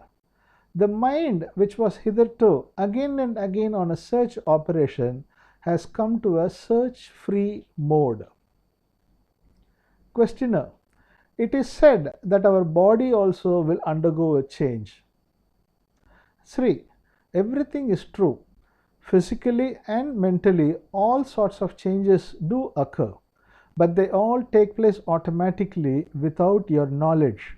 The mental change happens immediately, but the physical modification takes place step by step only. Mind is somewhat like liquid state. Body is solid state. In liquid, change takes place quickly. In solid, change happens little by little only. But there is no need for us to expect it. Questioner: If we expect so, is it a sense of guilt? Sri, as we have already seen, if we allow everything to happen on its own, we don't take responsibility for anything. When we don't take responsibility, there is no room for sense of guilt too. Whatever happens takes place beyond our control. How can we take responsibility for something which is not in our command? Even if we have done something faulty, we should take it as if it had happened in our unawares only. As it is said, unknowingly done faults are pardoned. Similarly, we should take them as done unknowingly. At that stage, you are giving okay to all the experiences that happen to you. Questioner, when our mind is loitering here and there, we tend to think whether we have not yet arrived at the proper stage. Sri, only in yoga the related exercises are provided to steady the thoughts, to stop the wavering mind, to remain without thoughts, etc. are possible in yoga. These attempts are similar to forcibly tightening them. But when they break the ties, they turn into mentally affected persons. Only when they are followed with proper food, discipline restrictions, you can handle them successfully. Your lifestyle also has to be changed in accordance with your anushtanam, spiritual practice. But those things are not at all required for us. Questioner, is the final stage attainable in the Ashtanga Marga and the Gnana liberation advocated by you are one and the same? Sri, in Samadhi states of Ashtanga Marga, one's mental movements may be nullified. In that stage, the person may move to a state wherein there may not be anything to perform, but they may not be able to explain to others as to how they got into that state. They can show path only to Samadhi state. The Samadhi path is very difficult one. This path is one to be attained with such a great difficulty. When it is possible easily, there is no need to torture us to that extent. Some people display contradiction in worldly life and dhyana life. Let us assume a person comes out of 0-degree freezing cold to scorching heat. If he stays here for half an hour and there for another half an hour, what would happen to his health? Similarly, while indulging in dhyanas, one gets blissful experiences. When they face worldly problems, undergo mental turmoil. When they face experiences of opposite poles in this manner, some of them have schizophrenia, mental breakdown, even they come to the extent of insanity. Questioner, what should be done with people in such states?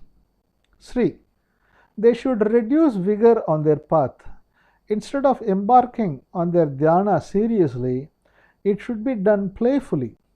Attachment on the blissful experiences of dhyana should be reduced. The extent to which siddhis and powers can bind us to the same level, these blissful experiences too entangle us. These experiences are all useful in our initial stage. In fact, out of such pleasant experiences only, we get released from the worldly pleasures and attractions and turn towards spiritually oriented. They were required to strengthen our values.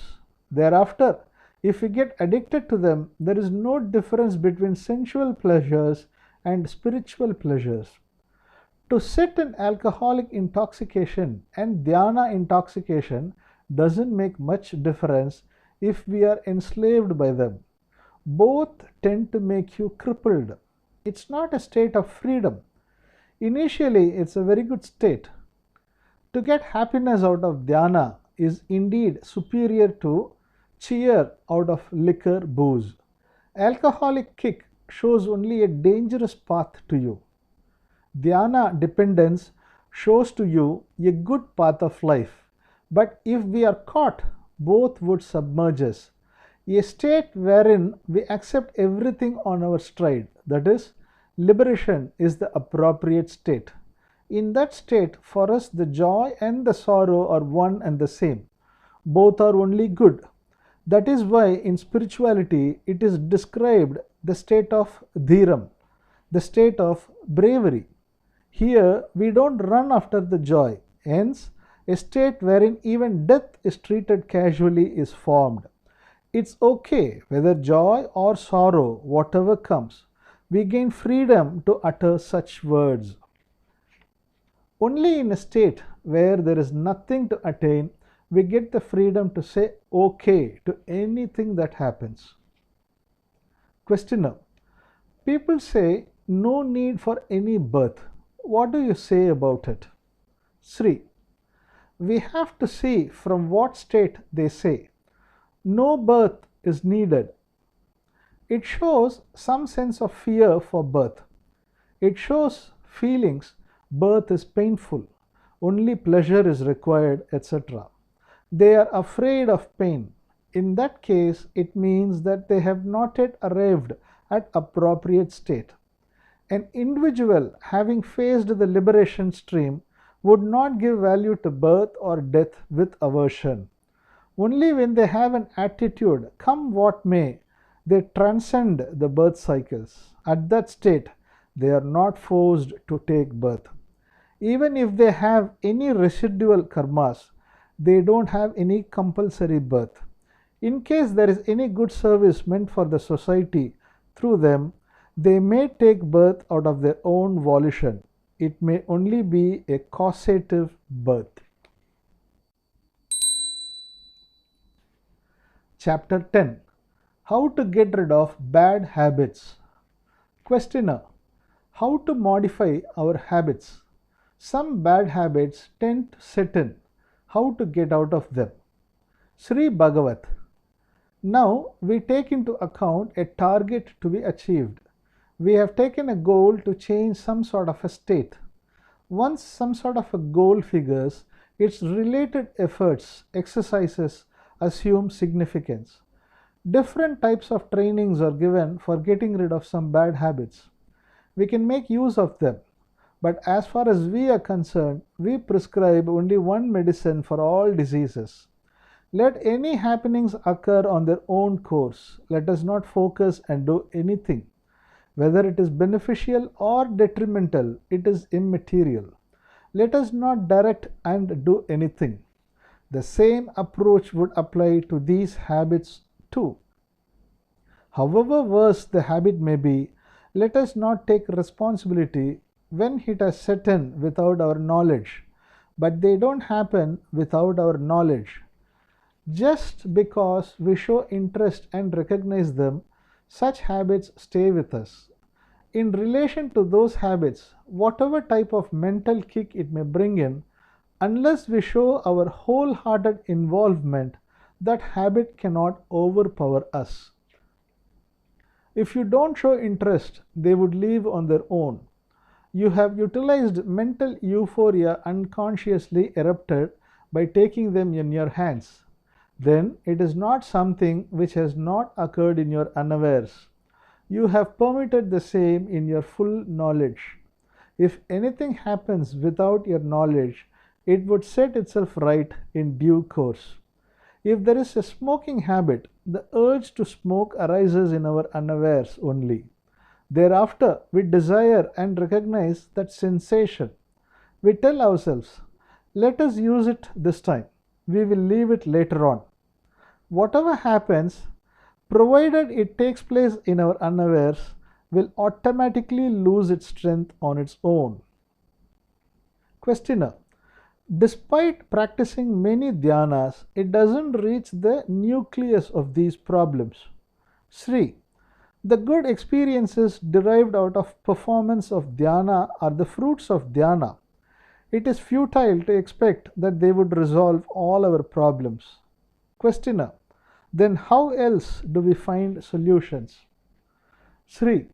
We don't suggest dhyana practice as a means.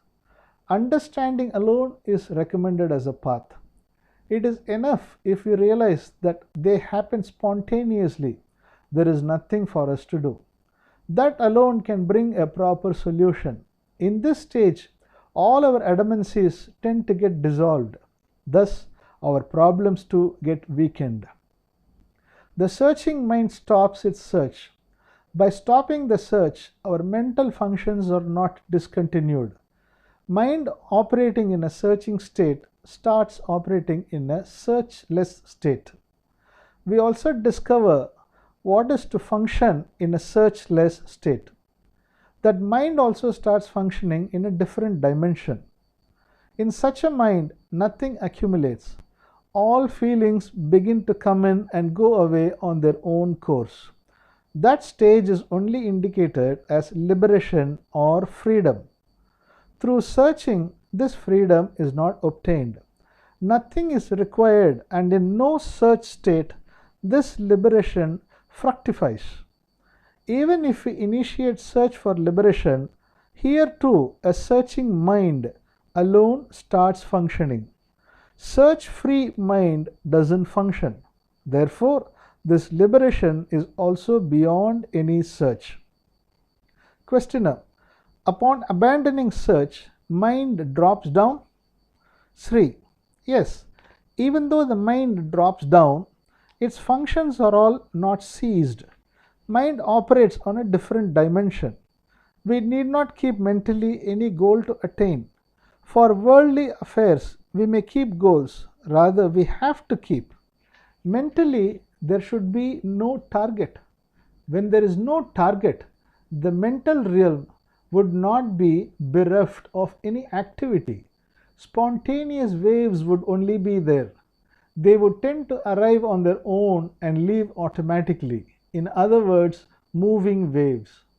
The moment we discover that there is nothing to attain, all our problems get culminated.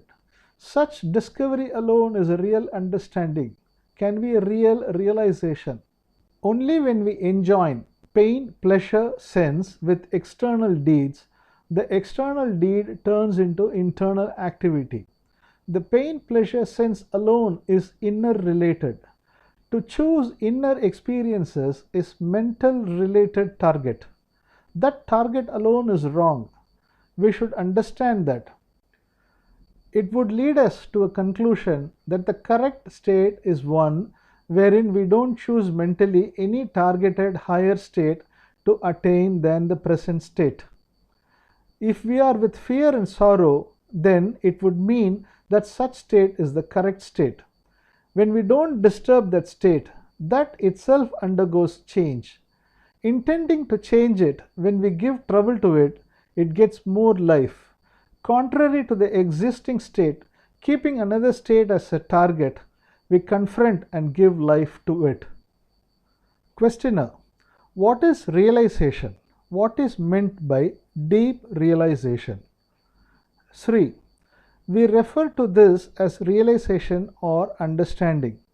We advocate that realization is a process of understanding mentally that there is nothing to do and there is nothing to attain.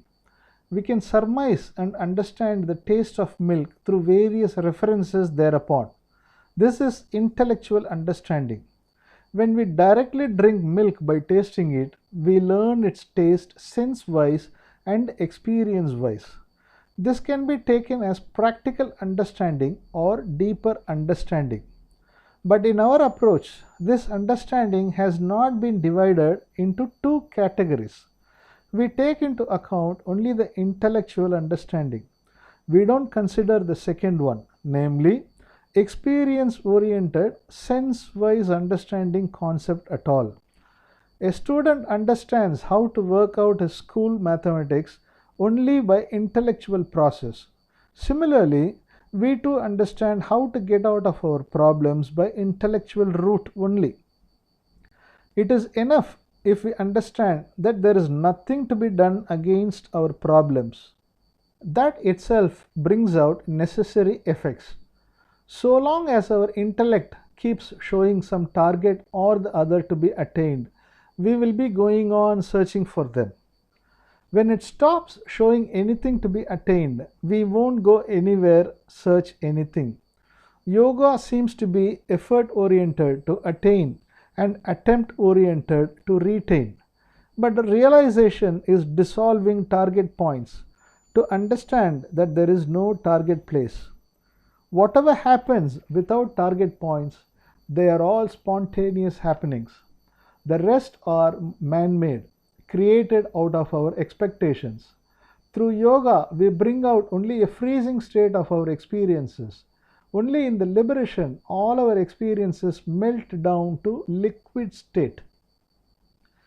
Questioner: is it the stream of emotions? Sri: yes, it is the stream of emotions. On hearing stream of emotions, we should not imagine elongation of a wonderful sensation. Its real connotation is that the feelings springing in us would flow in a stream without getting stuck anywhere. Questioner: Sri Ramana Maharishi advises inward direction of the mind. Inner focus and what you advocate, are they one and the same? Sri Ramana also advocates Manonasa, dissolution of the mind only. But when you deeply focus your mind inwards, it would lead you to Samadhi. It will take you to a solid state. These are all yoga related. Questioner: can't Manonasa be reached in that process? Sri: no, only Samadhi would be the culmination point there. Solid state would only ensue. They may even produce blissful experiences, but it is not Manonasa. All exercises have benefits. If we had not involved in these efforts, we would have been submerged in worldly pleasures, perhaps dipped into low strata too. In order to balance us and turn our focus inwards, these exercises are helpful. Through them, many types of arts have developed. All types of arts have a role to play in strengthening value system in our life and create equanimity perspective. In this manner, we utilize yoga and such other arts and sail through beyond them. After realization, necessary feelings and efforts sprout in you on their own. Questioner: if we are in liquid state, we can adjust according to the demands of the circumstances, whatsoever they might be. Whichever be the vessel, we can modify ourselves according to the vessel. Sri: yes. Questioner: in case a Guruji, master, does not retrieve us from our karmas, it is said that we cannot escape from the karmas and reach the experience of this liquid state. Further, we all know the extent to which the karma has bonded us so tightly. How do we ever win over the karma? Sri: karma is nothing but our nature. Your nature is nothing but your own substance, your experiences. Your nature is made out of your samskaras. Only experiences according to that nature manifest in our life. Whenever we think of containing them, we face only confrontation. We seek the help of yoga. Therefore, for some time, our nature is brought under our control. When the control is breached, again confrontation ensues. Only our feelings turn into emotions. At the bottom, only one type of feeling, consciousness, is there. Only in the manifesting feelings there is difference. Only the base feeling, consciousness, spreads into a spectrum of 9 types of feelings: fear, sorrow, desire, anger, lust, cheer, etc. are the feelings displayed. Example: while sunlight passes through raindrops, it is split into a rainbow of vibgyar, multicolors. In electric current, if you reduce the voltage level, the light becomes dim. Tube lights, etc. won't function. Similarly, due to Samadhi type of experiences, speed of conversion of our senses into feelings is reduced. When our mind is submerged into its root on Laya, the energy required for our senses may not be available for them. In case we pass through Samadhi stage successfully, there is a possibility of controlled handling of feelings, but it is possible to a rare someone as a remote reality. Through the Samadhi state of winning over all the feelings is indeed feasible for only 1 in 10 millions. Your physique, activities, and lifestyle should be arranged akin to support that state. If there is any fall at some stage, it is something like falling from a tall building. There would be severe damages in us. In our approach, the feelings that emanate in us are something like music arising out of a musical instrument, arriving on their own and sailing away on their own way. If we think of confronting, they tend to get strengthened. Our recordings and samskaras get cleansed themselves. Even the so-called awakened state also arises late. If we practice awakening sense, that also becomes a confrontation. Awakened state is nothing but our natural state. Whenever we keep a target to attain, a problem is created in functioning of our natural state. It would be erroneous to think that we can achieve everything through our intellect and efforts. They can achieve only to some extent. In the mental realm, it tends to be only a confrontation.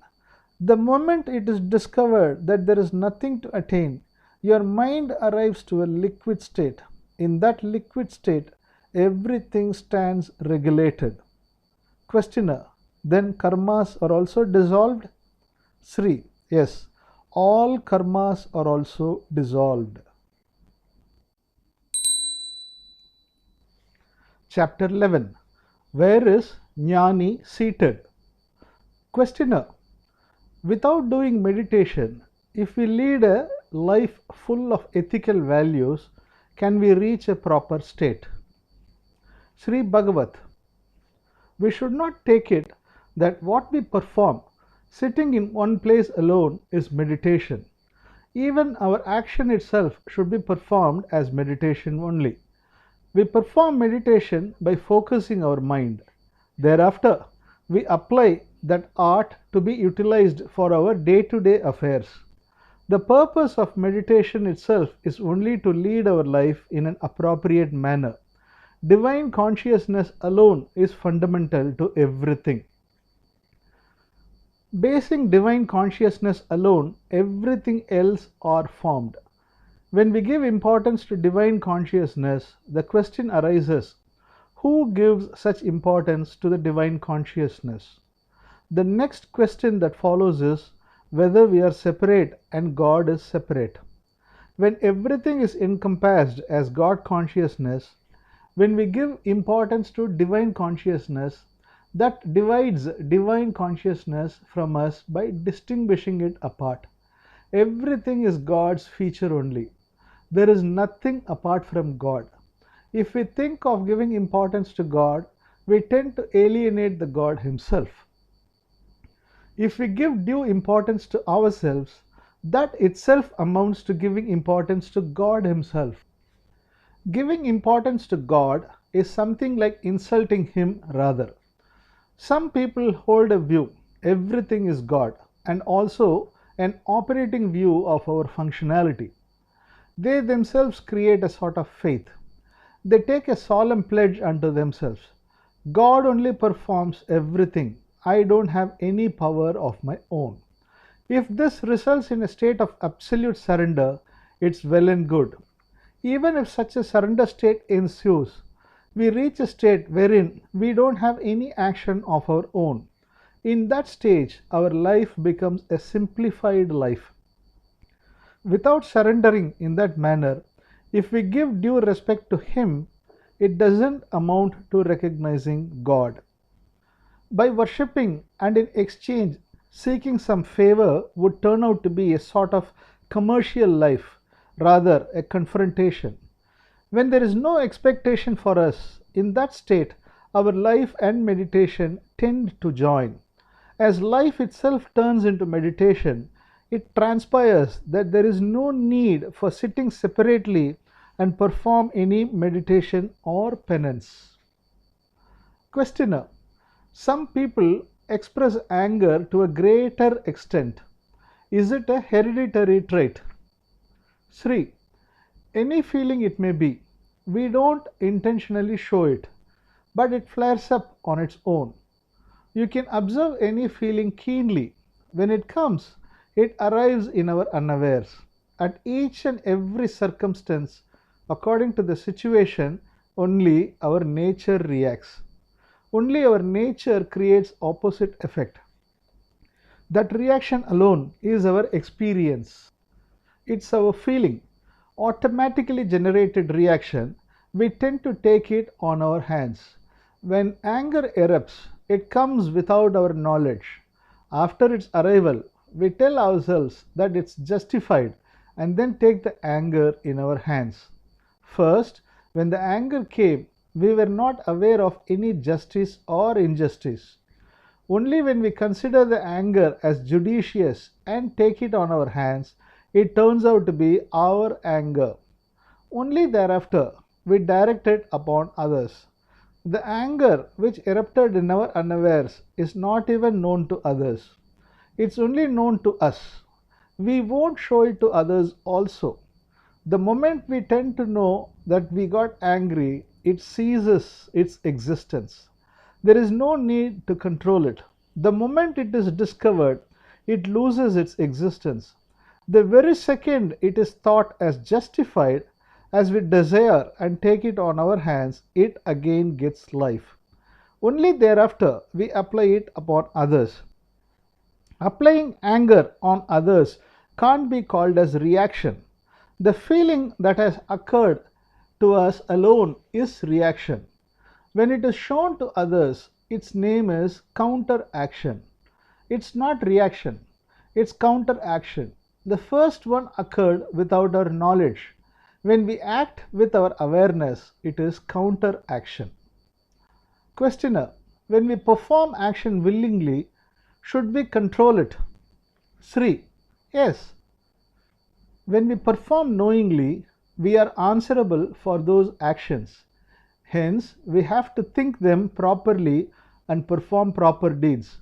Our actions should be within the frameworks of judicious codes of conduct. When we justify anger erupted in us and apply it upon others, they too can respond with anger.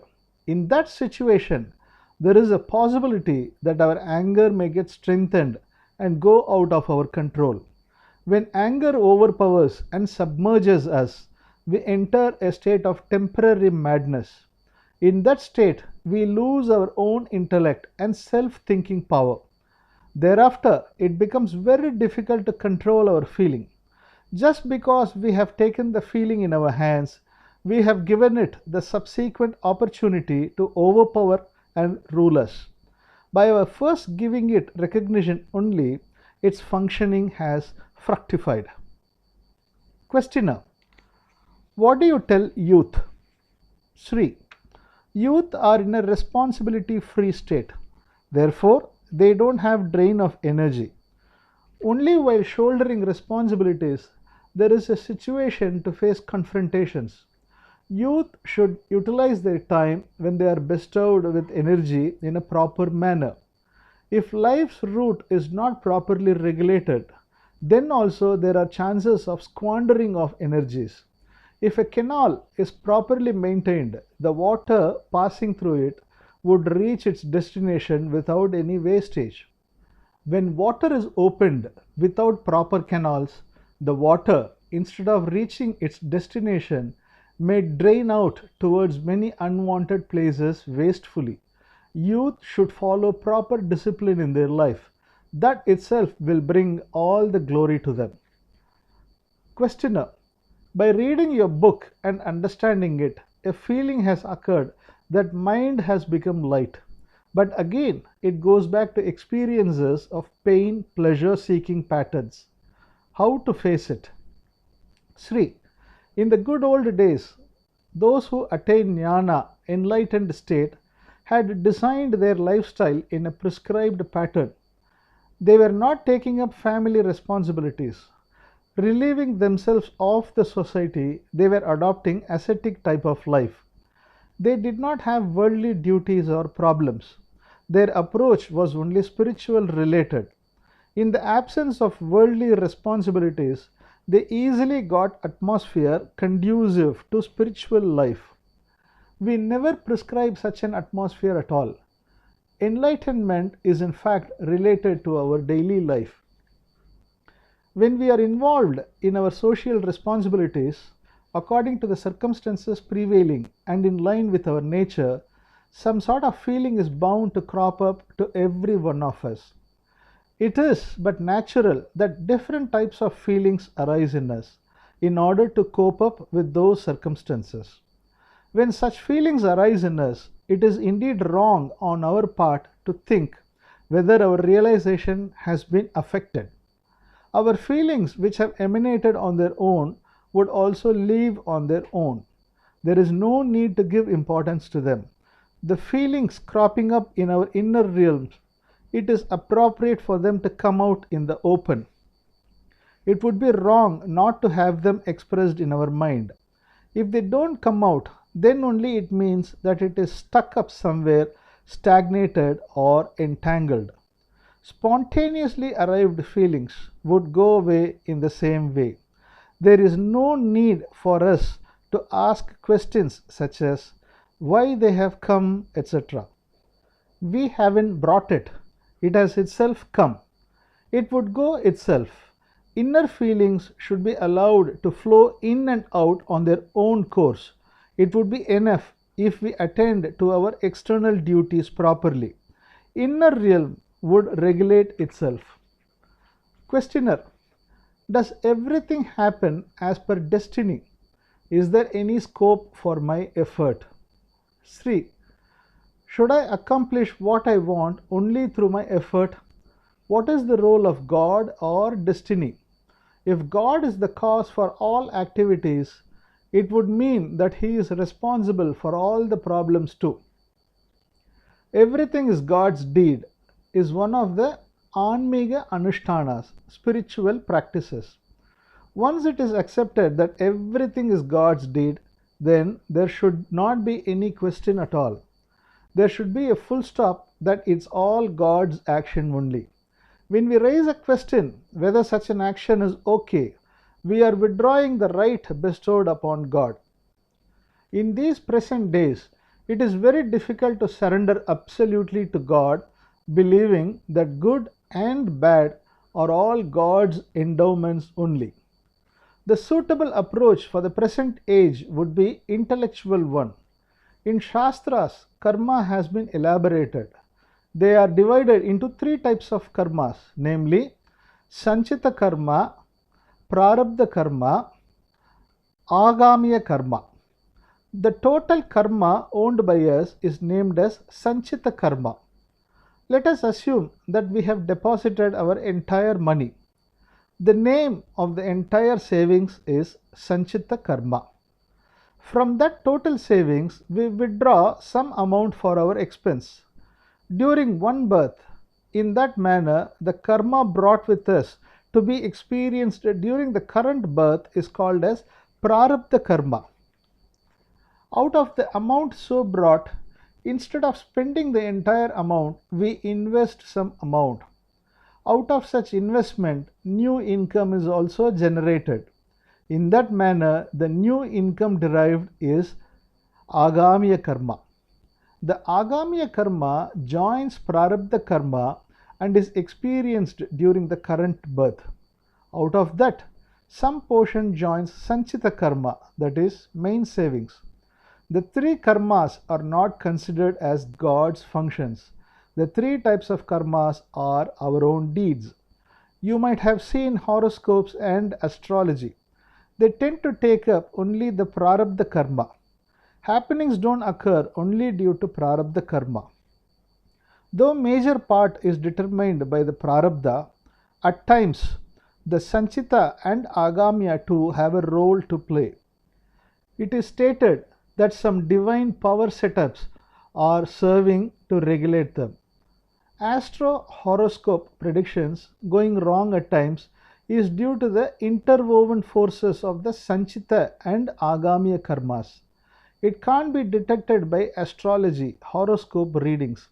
If we perform good deeds, we may get good results beyond horoscope. If we indulge in bad deeds, we may face bad results beyond horoscope. In all these things, there is a role for our efforts. Our three types of karmas have been culminated only out of our efforts and actions. What we do only come back to us in the form of karmas. We divide them in many ways and experience them on many occasions. If we were to choose fruits of our karmas, we would select only those dearer to us. In order to bring an orderly pattern in them, divine powers have been organized. They manage our karmas and join the fruits of our karmas with us. Accumulation of karmas is the result of our efforts and actions only. Therefore, the freedom to change our karmas vests with us. There is certainly scope for efforts too. Questioner: waves are on the sea. Beneath the waves lies the static deep sea. I think the enlightened one is centered on the deep state, whereas the common man are wavered on the waves. Is it all right? Sri: enlightened one, without centered on anything, remains as the entire sea. Waves are there. Deep sea is also there. He is a combination of both. Common man identifies himself only with waves. Questioner: you are advocating that whatever be the feeling that may emanate, accept it as it comes. But my nature suggests me to think whenever bad feelings arise, it should be modified. As the bad feelings are not conducive, my nature refuses to accept them. When feeling of anger erupts, my nature cautions it is not proper to get angry. When this being the case, how is it possible to accept all feelings as they are? Sri: it is a fact that feeling of anger has arisen in you. It's not an imagination. It's a happened truth. It is your desire that it should not have occurred that way. It is not your nature. When bad feelings crop up, they should be modified or regulated. Such thinking process is not your nature, it's only your desire. The eruption of anger alone is your nature. You can't change your nature with your desire. All your experiences that occur happen beyond your desires. Attempts to regulate our feelings through our desires create only conflicts and confrontations. Questioner: if we leave our bad feelings as they are, won't they stick with us? Is it not our duty to reform them? Sri: the feelings that arise in us flow like a running river stream. Spontaneously arrived feelings would all run away and disappear automatically. We are sitting inside our house facing the entrance. Many people are moving on the street here and there. They keep coming and going. Out of them, if you look at someone and invite, saying, "Hello, sir," he would halt at the entrance. In this manner only, we are catching hold of some of our feelings in an endeavor to remove them. Some of them we hold with a view to retain them. Hence, our free-flowing feelings stream is interrupted. In the water flow, a swirl is formed. A conflicting stage with our feelings is created. In the event of not attempting to encounter our feelings with our desires, spontaneously erupted feelings would disappear on their own. Questioner: desire to change bad feelings is a good desire only? Should we deny good desires also? Sri: in the approach undertaken by us, there is nothing as good desires or bad desires. All desires are erroneous only. They block the real transformation. Questioner: good desires, that is, desires, how do they block real transformation?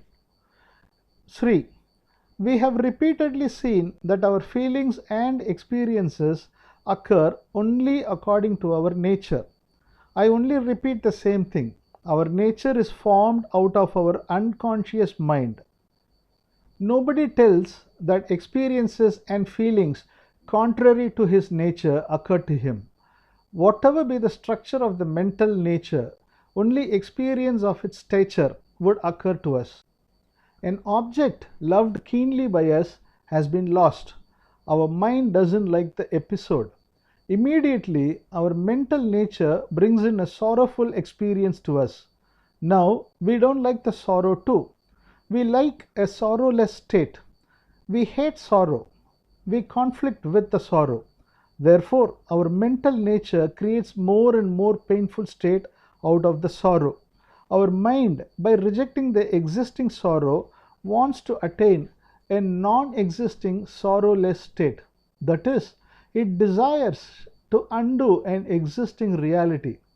By desiring to undo an existing reality, the reality doesn't become an unreality.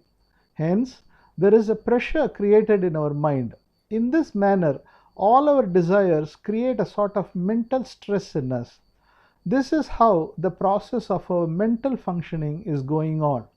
We should understand the same. Questioner: by understanding this, does change occur?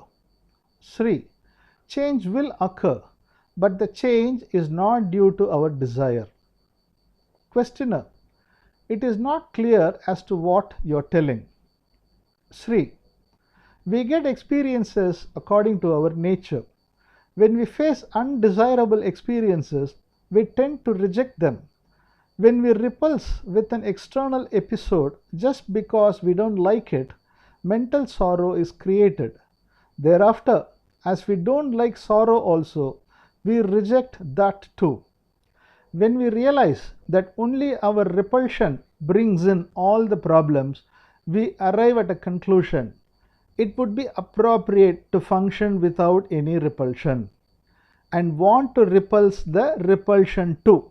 In this way, we are entangled in a vicious Maya, illusion, circuit of repulsion. What would be the root cause of all these quests? A desire to alienate from a state of natural experience, preferring some other choosy states.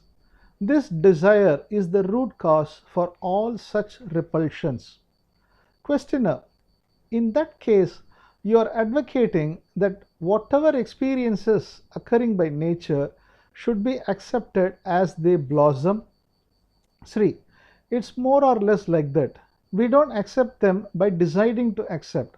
We accept them in a hapless situation, that is, as there is no other choice but to accept, and in a state other than this, there is nothing for us to attain. So to say, our mind remains without any counteraction. So long as there was counteraction, our mind was functioning in two layers, one part a functioning layer and another one attempting to get out of it. The dual functioning role of the mind has been modified, and a state wherein the functioning mind alone operating has been created. Thus, the operating mind flows smoothly like a pravagam, stream, on its own free force and purifies itself. Freedom doesn't signify attaining some sort of a state. Our operating mind, without any compulsion, that is, positive or negative target compulsion, is rather invisible in its natural flow of freedom. Chapter 12. Who am I? Sri Bagavath: you have told that some problems which were problematic earlier are no longer posing as problems now. What kind of realization has occurred in you? Questioner: in the past, I had a measuring yardstick in my mind. I should behave in this fashion. I was thinking that I should reform my inferior feelings and create peaceful mental state, etc. Nowadays, I have realized that I have nothing to do. Hence, I have no mental conflict in me. Without my knowing, I appear with a cheerful face. Even those who had contempt with me are behaving happily with me. Sri, through this realization, what consequences have occurred in you, in your opinion? Questioner, earlier always there was a sort of mental tension in me. Now there is no such thing. I consider the non-conflict with myself as the reason. Sri, when we conflict with ourselves, our mind itself divides into two parts and confronts each other. Either opposing experience or supporting it, another mind confronts. When we don't confront in dual manner, there is no place for double mind. Only one mind exists to create an experience which itself runs smoothly like a river stream and disappears ultimately. It regulates itself in the process. Okay, now do you have anything to be attained? Are there any targets to be achieved? In other words, are there anything mentally to be reached? Questioner, no, I don't have anything of that sort. In the past, I had developed imagination about enlightened state, attaining extraordinary states, etc. in me. Now, there is nothing of that sort. Not only that, I had all along been thinking that enlightened state is a superior experience. Despite your telling repeatedly that it's only intellectual understanding, I didn't believe it. Now I have realized that it's only an intellectual clarity arrived in our average brain. Sri, you have understood what is meant by realization. There is no need for you to confuse whether your understanding is correct or not henceforth. But in support of this, you have to understand another aspect. That is, regarding who am I, you have to intellectually understand. When you sleep well, you don't have I sense. When you get up, then only I sense arises. Only your memory shows you as I. It shows you as seer and the world as seen object. In every object, seer and seen object, both aspects would be there. There won't be any thought without these two aspects. That shows us as this seer. It shows the world as the seen object. Both are part of a single thought. When we sleep, we see dreams. The thought arising in sleep is called as dream. The entire capital for our dream is only our thought. In our dream, there is seer, there is seen world. Both are through and through our thoughts only. In dream, it is dreamt that I have fallen sick and many doctors are consulted and give treatment. Here, the sickly I is also our thought only. The doctors met by us are all our thoughts only. The treatment taken is also our thought only. Everything is formed out of our thought only. Even when we are engaged in our day-to-day life also, it happens similarly. Only our thought reflects on us as well as on the world too.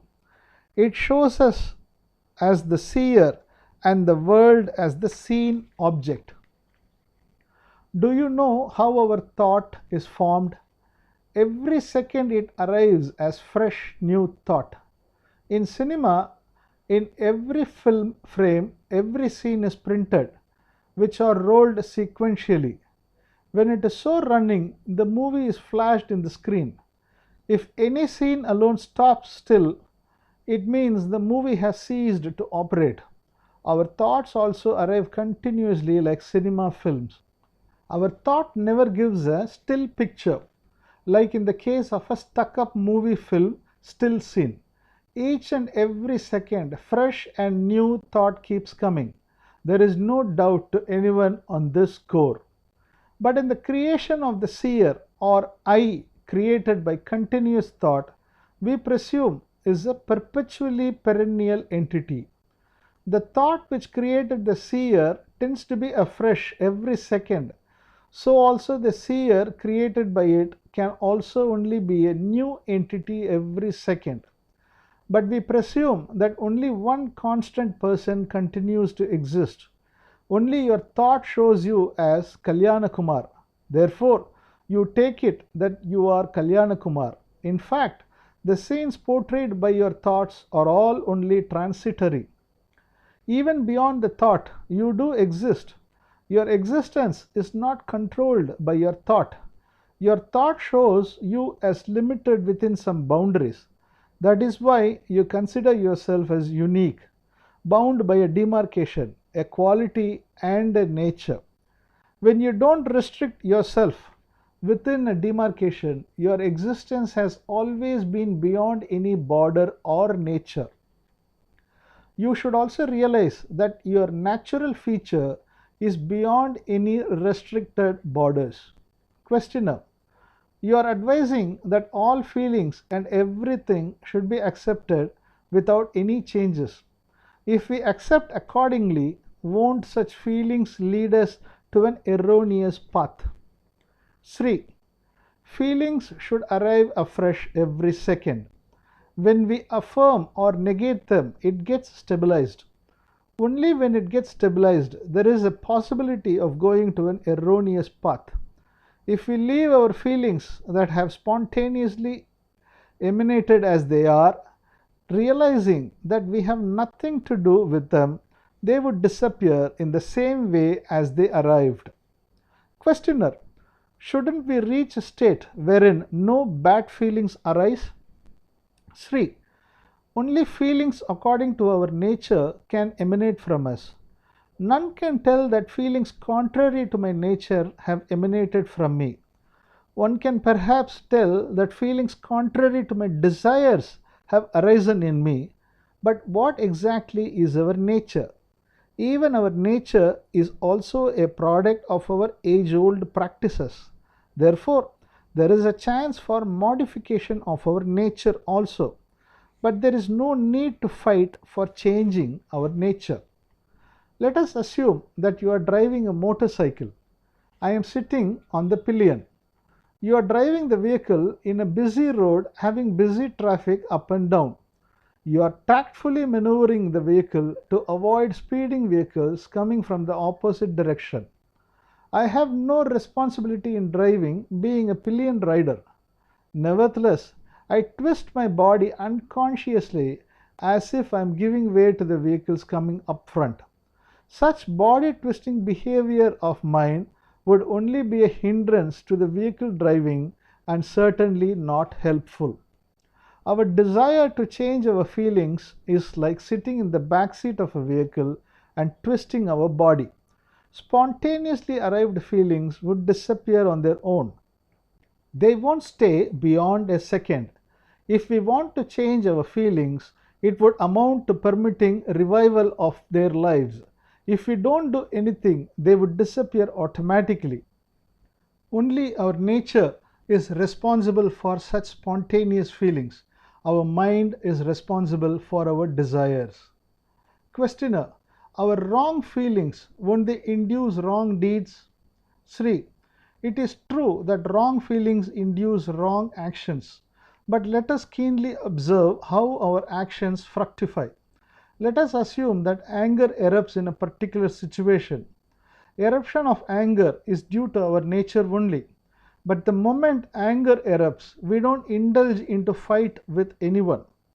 If we scolded anyone instantly at the very moment of arising anger, we can take it as unconscious action.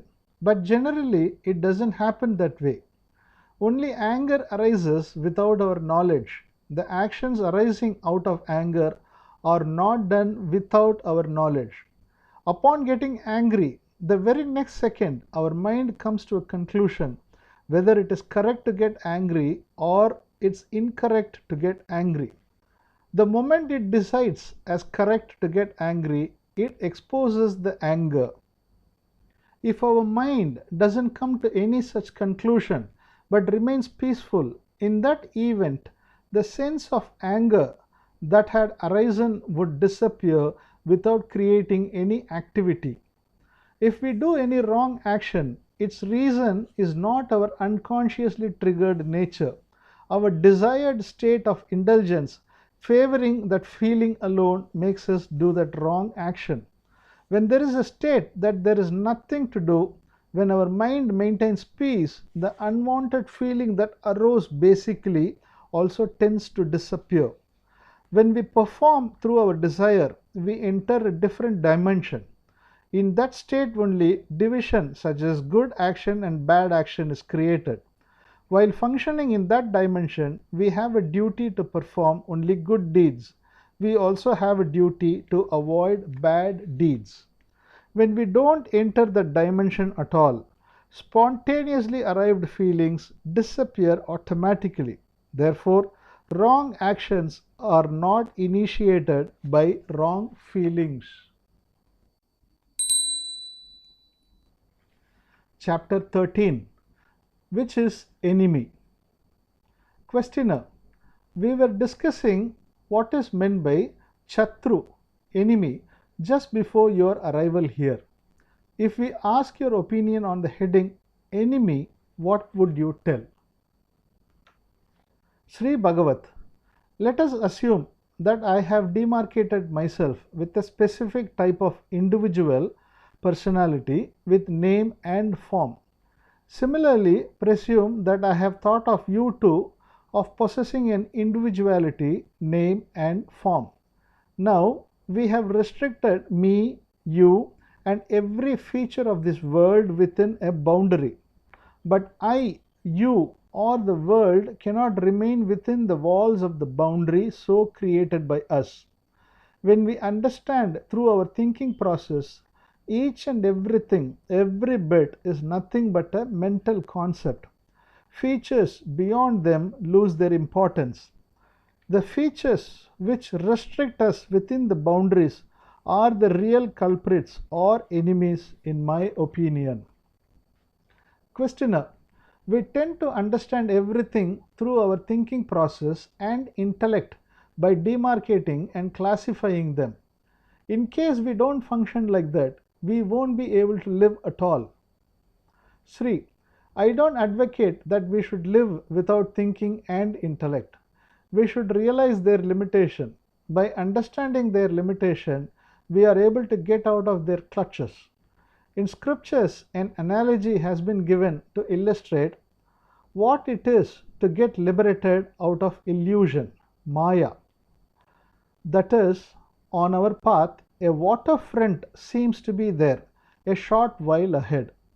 When we proceed towards it to drink water, it is learnt that it's not a waterfront at all, but a mere mirage. Thus, we get clarity that it's not a waterfront. Just because we got that clarity, the scene of the waterfront mirage doesn't disappear.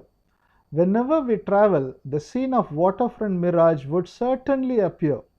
But the clarity that it's not water but only mirage waterfront would remain with us. As a result, the illusion to treat mirage water as water would not be there. Even though the deception has evaporated, the mirage water won't cease to play its role. With its clarity that it's not water, mirage water would continue to exist.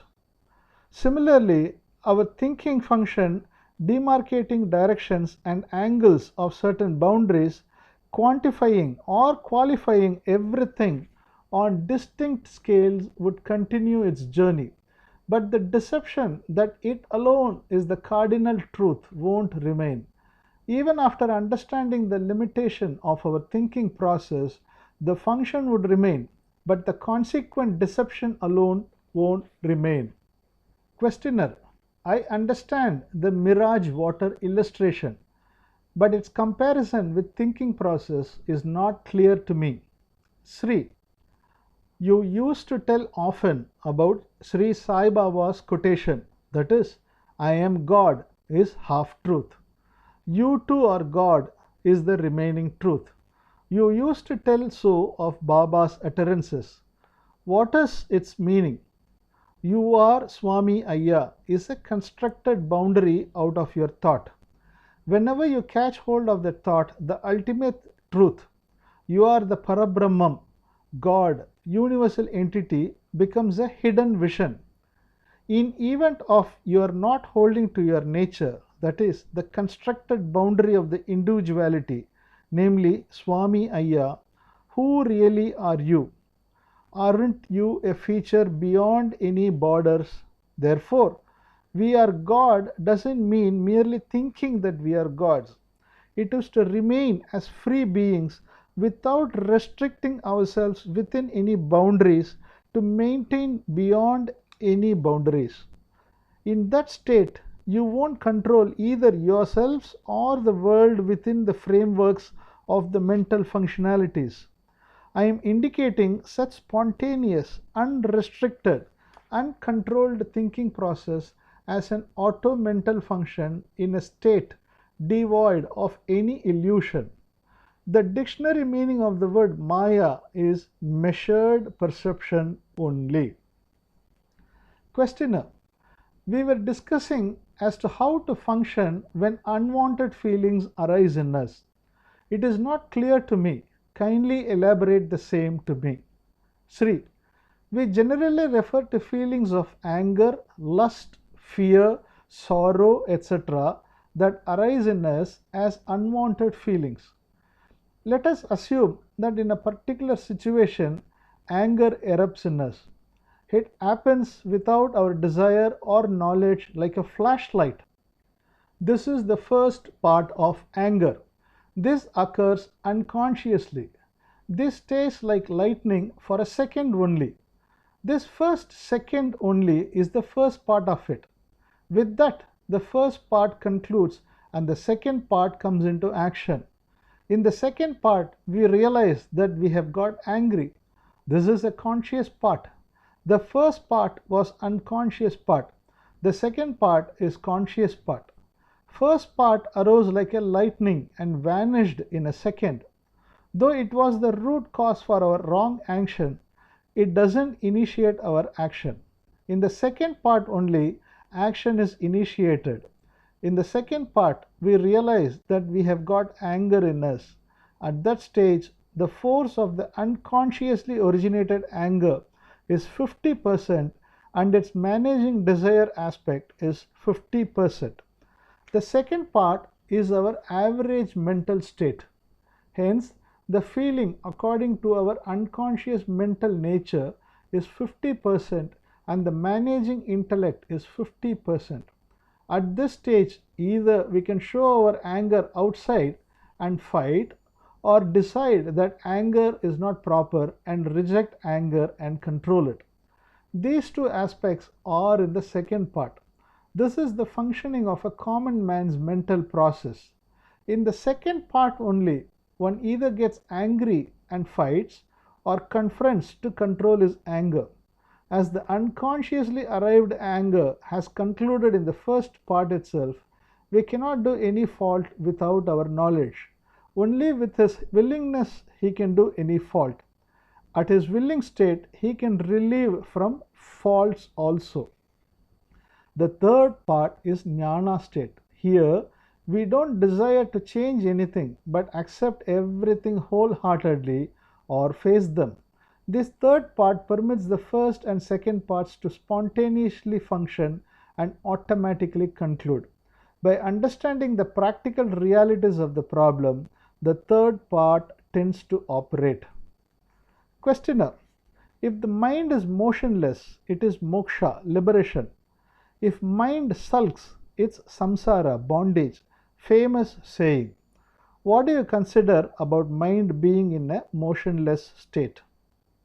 Sri: in general, it is so stated in scriptures. Motionless state of mind is Samadhi state. In Samadhi state, we remain as existence, state of being. Even the thought that I remain won't be there. Only when the mind begins to operate, I exist thought starts its role.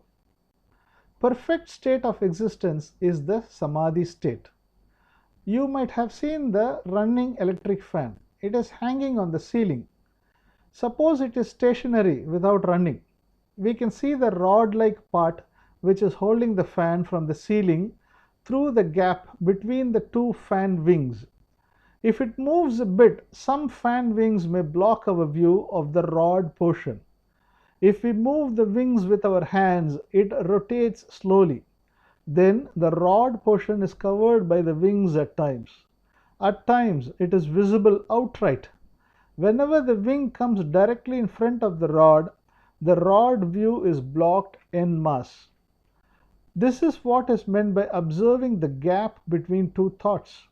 By continuously observing the void vacuum area between two thoughts, Samadhi state is made a possibility. It is only like viewing the rod portion through the gap between the two fan wings. Now let us presume that we have switched on the fan by pressing its switch. Now wings rotate without any gaps. But though they rotate fast, we will be able to view the rod portion holding the fan easily. As the wings rotate fast, we are able to penetrate through them and see easily the rod portion. So long as the wings rotate fast, the rod portion doesn't disappear from our sight. Similarly, our mind also, so long as it flows as a stream in its processing state without stagnation, its connection with the origin is ensured without any gaps. Questioner: in our scriptures, there is no path stated through mental processing route to attain glimpses of ultimate truth. But you are telling on a different way. Sri, even my explanation is also aligned with what is stated in the scriptures, but the approach is different. Questioner: in scriptures, an illustration of two birds is given. Two birds are on a tree. One bird is beautiful. The other bird is happy tasting sweet fruits. Thereafter, it becomes sorrowful tasting bitter fruits. At last, it looks at the bird sitting quietly. That bird peacefully tells this one, "You too are me only. You and I are not different." So saying, it enjoins this bird with it. Only the restive mind is the bird that has eaten the fruits.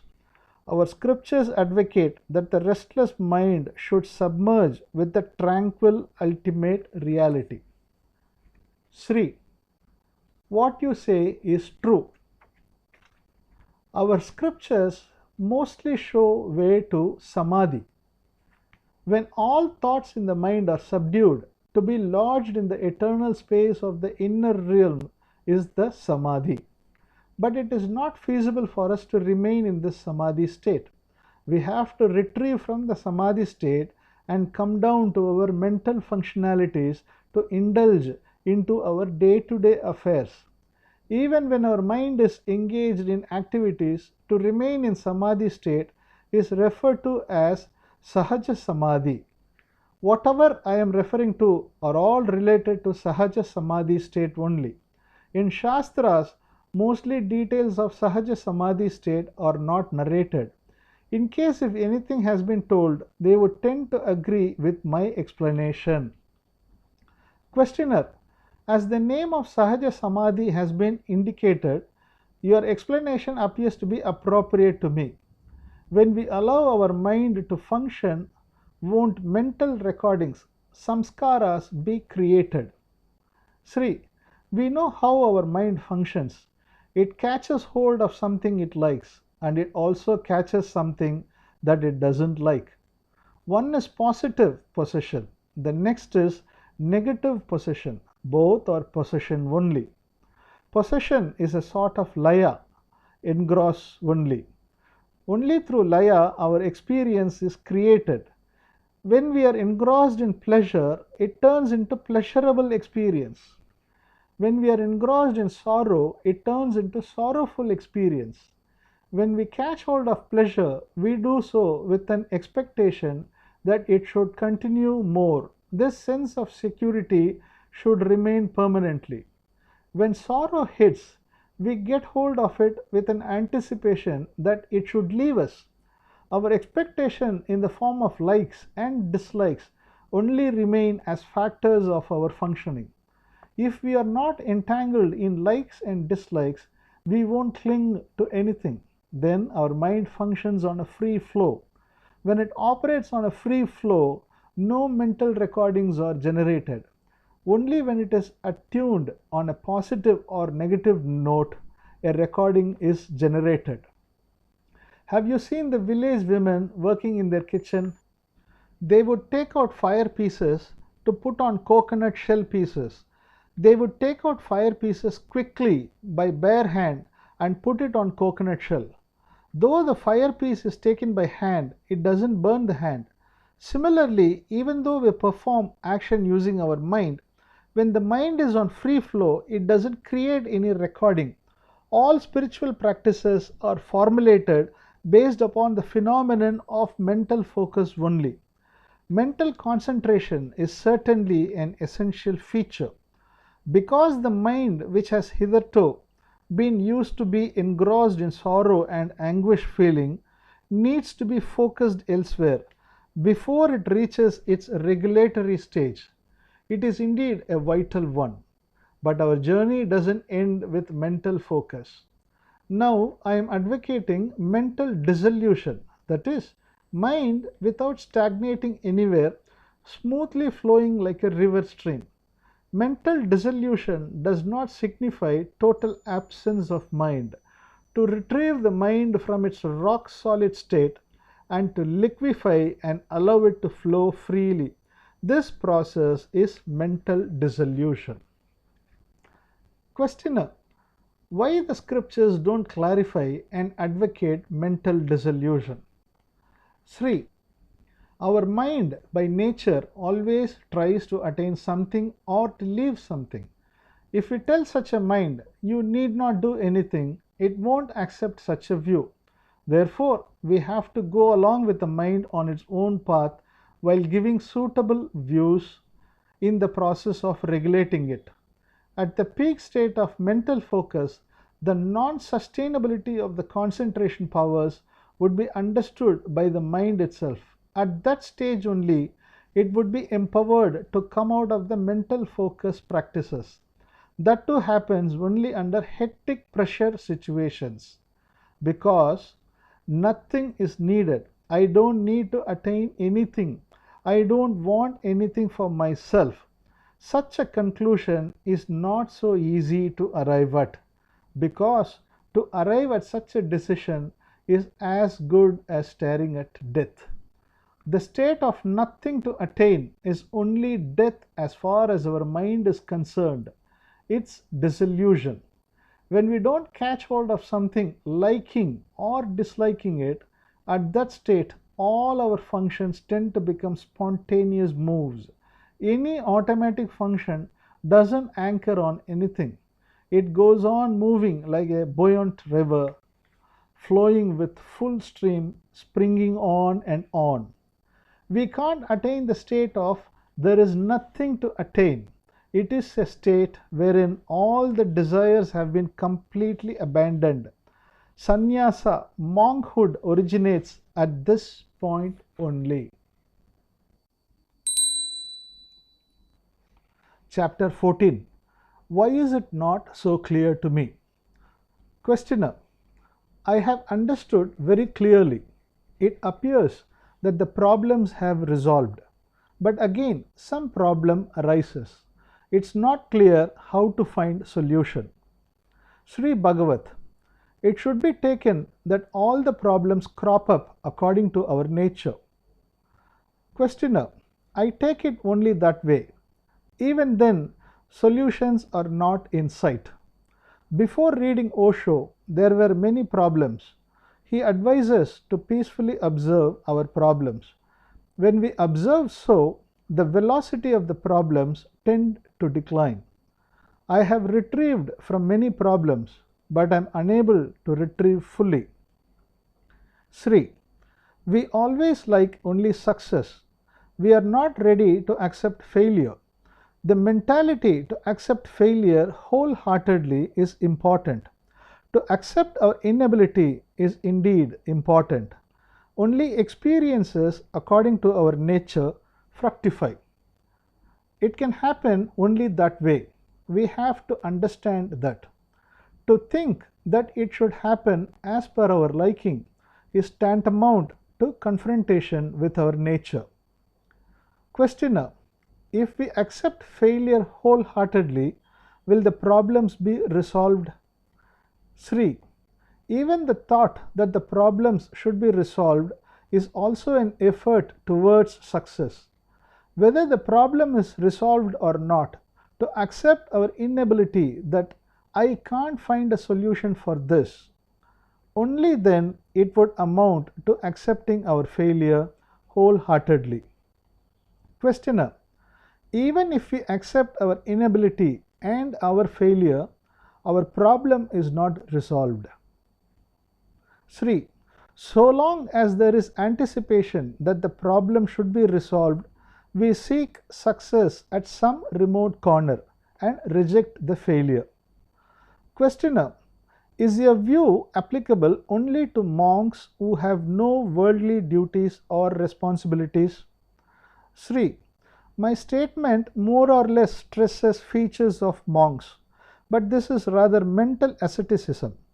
It stresses only release from mental feelings. It doesn't advocate release from external affairs or duties.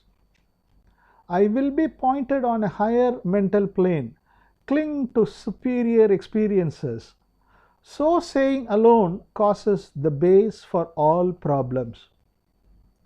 It is our duty to construct good external environment. To perform good deeds is indeed our duty.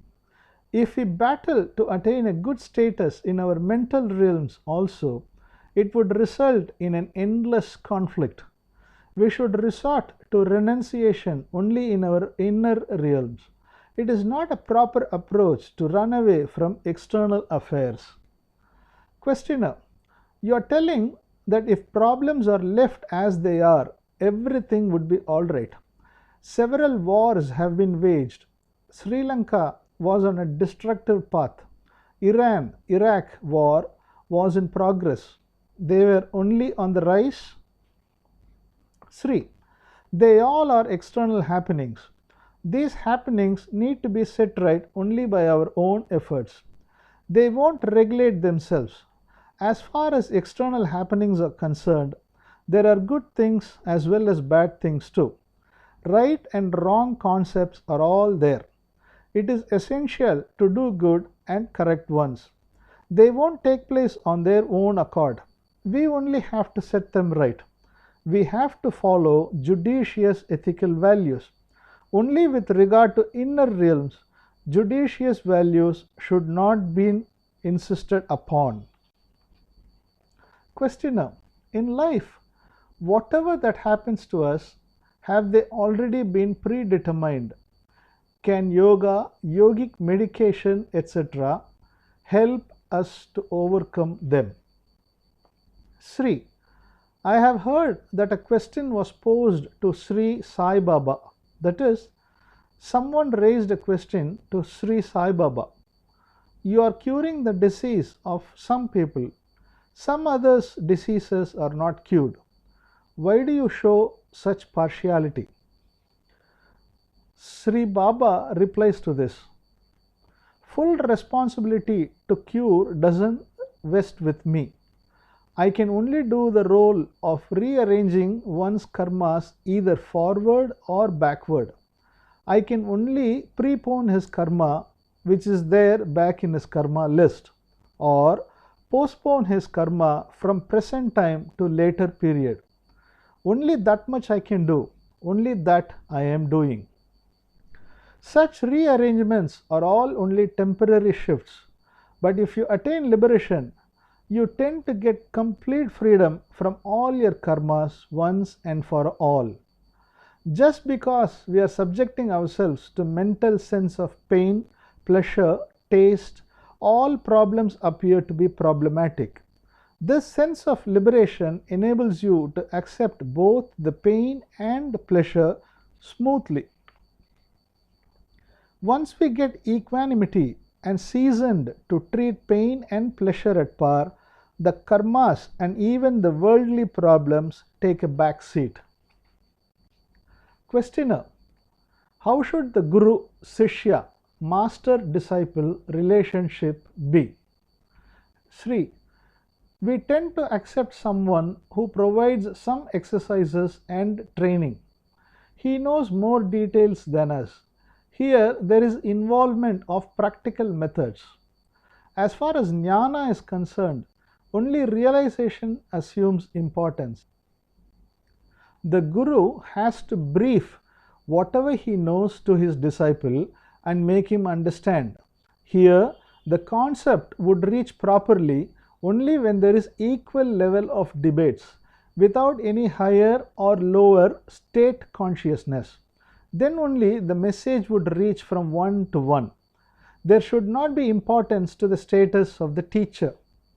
In sharing the Gnana, master-disciple relationship should be a friendly one like that of comrade feeling. Only then it would be appropriate. In that case only the disciple would open-heartedly ask for clarifying his doubts and get clarity. I know more. You have to listen to whatever I say. Such an approach is not applicable here. There should be keen interest on understanding. There should be a cordial relationship between the master and the disciple. There should not be any inferiority or superiority feeling. Questioner: I want to come up in life. I want to reach a superior state in life. Is my goal all right? Sri: certainly correct. In external life, everyone should keep goals and move forward. Efforts should be undertaken. But mentally alone, there is nothing as superior or inferior. Wherever we are, that is a superior place. Whatever is not on our fold is an inferior place.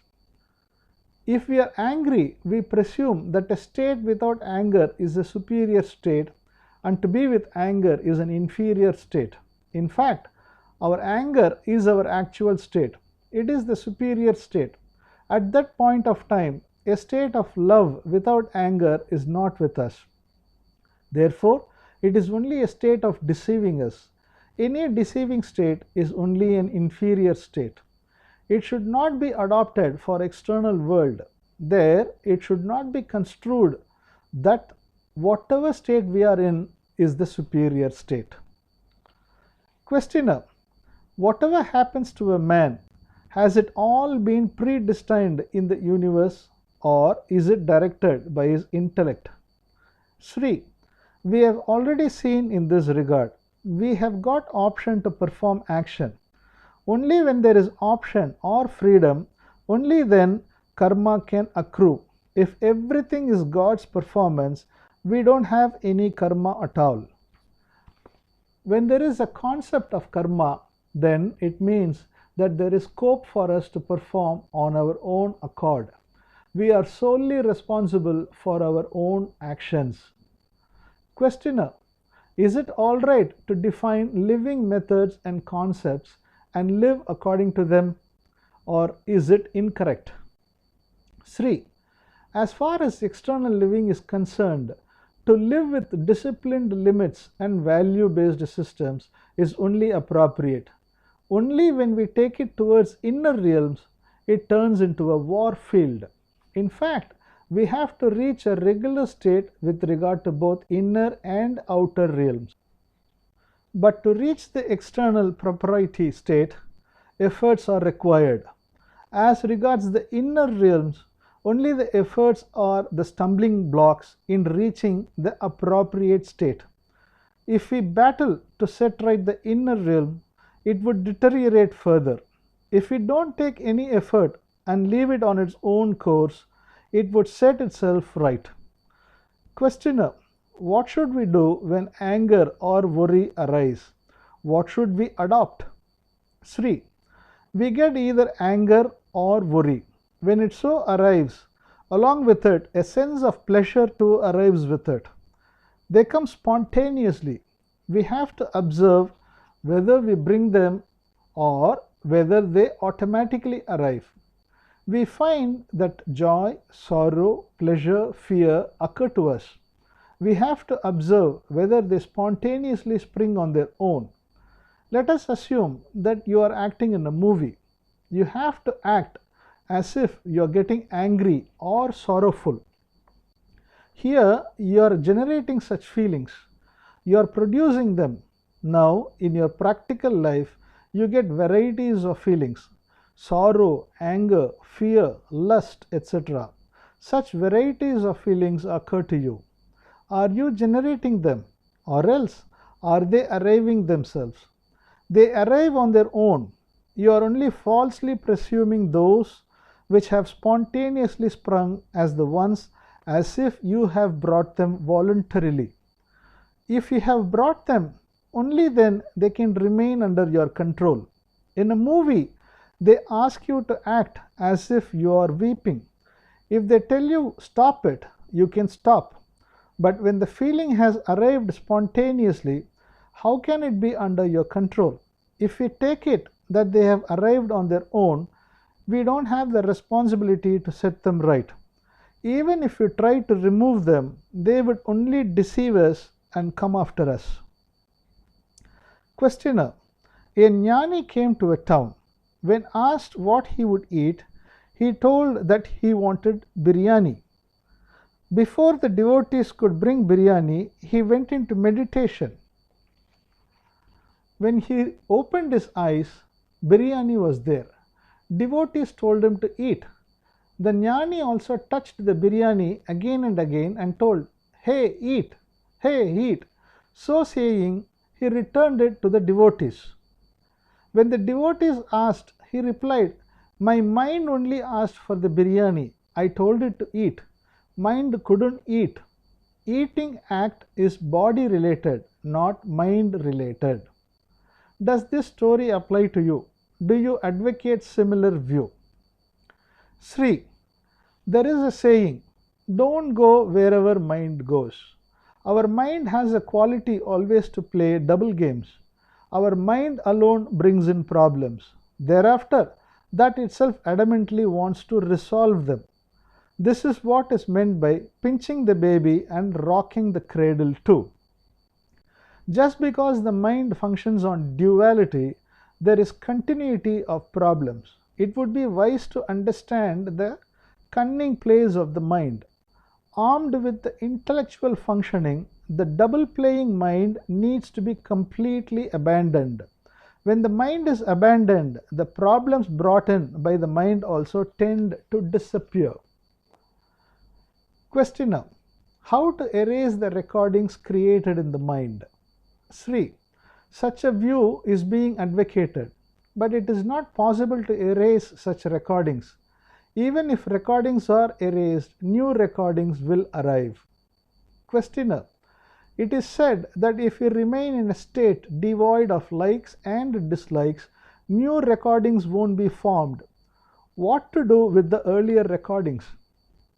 Sri: even though there might be a recording in you, it is not necessary there should be an adverse impact on account of the same. Questioner: when the circumstances so warrant, such recordings may surface and entangle us into problems. Sri: such an approach hinted by you is also in vogue. It is also told, we have to get out of mental recordings, get out of samskaras, get rid of conditionings, etc. But my view is that there is no need for us to get out of any such things. Questioner: what is your approach then? Sri: there are several types of recordings in your mind. Your nature is nothing but a sum total of your mental recordings.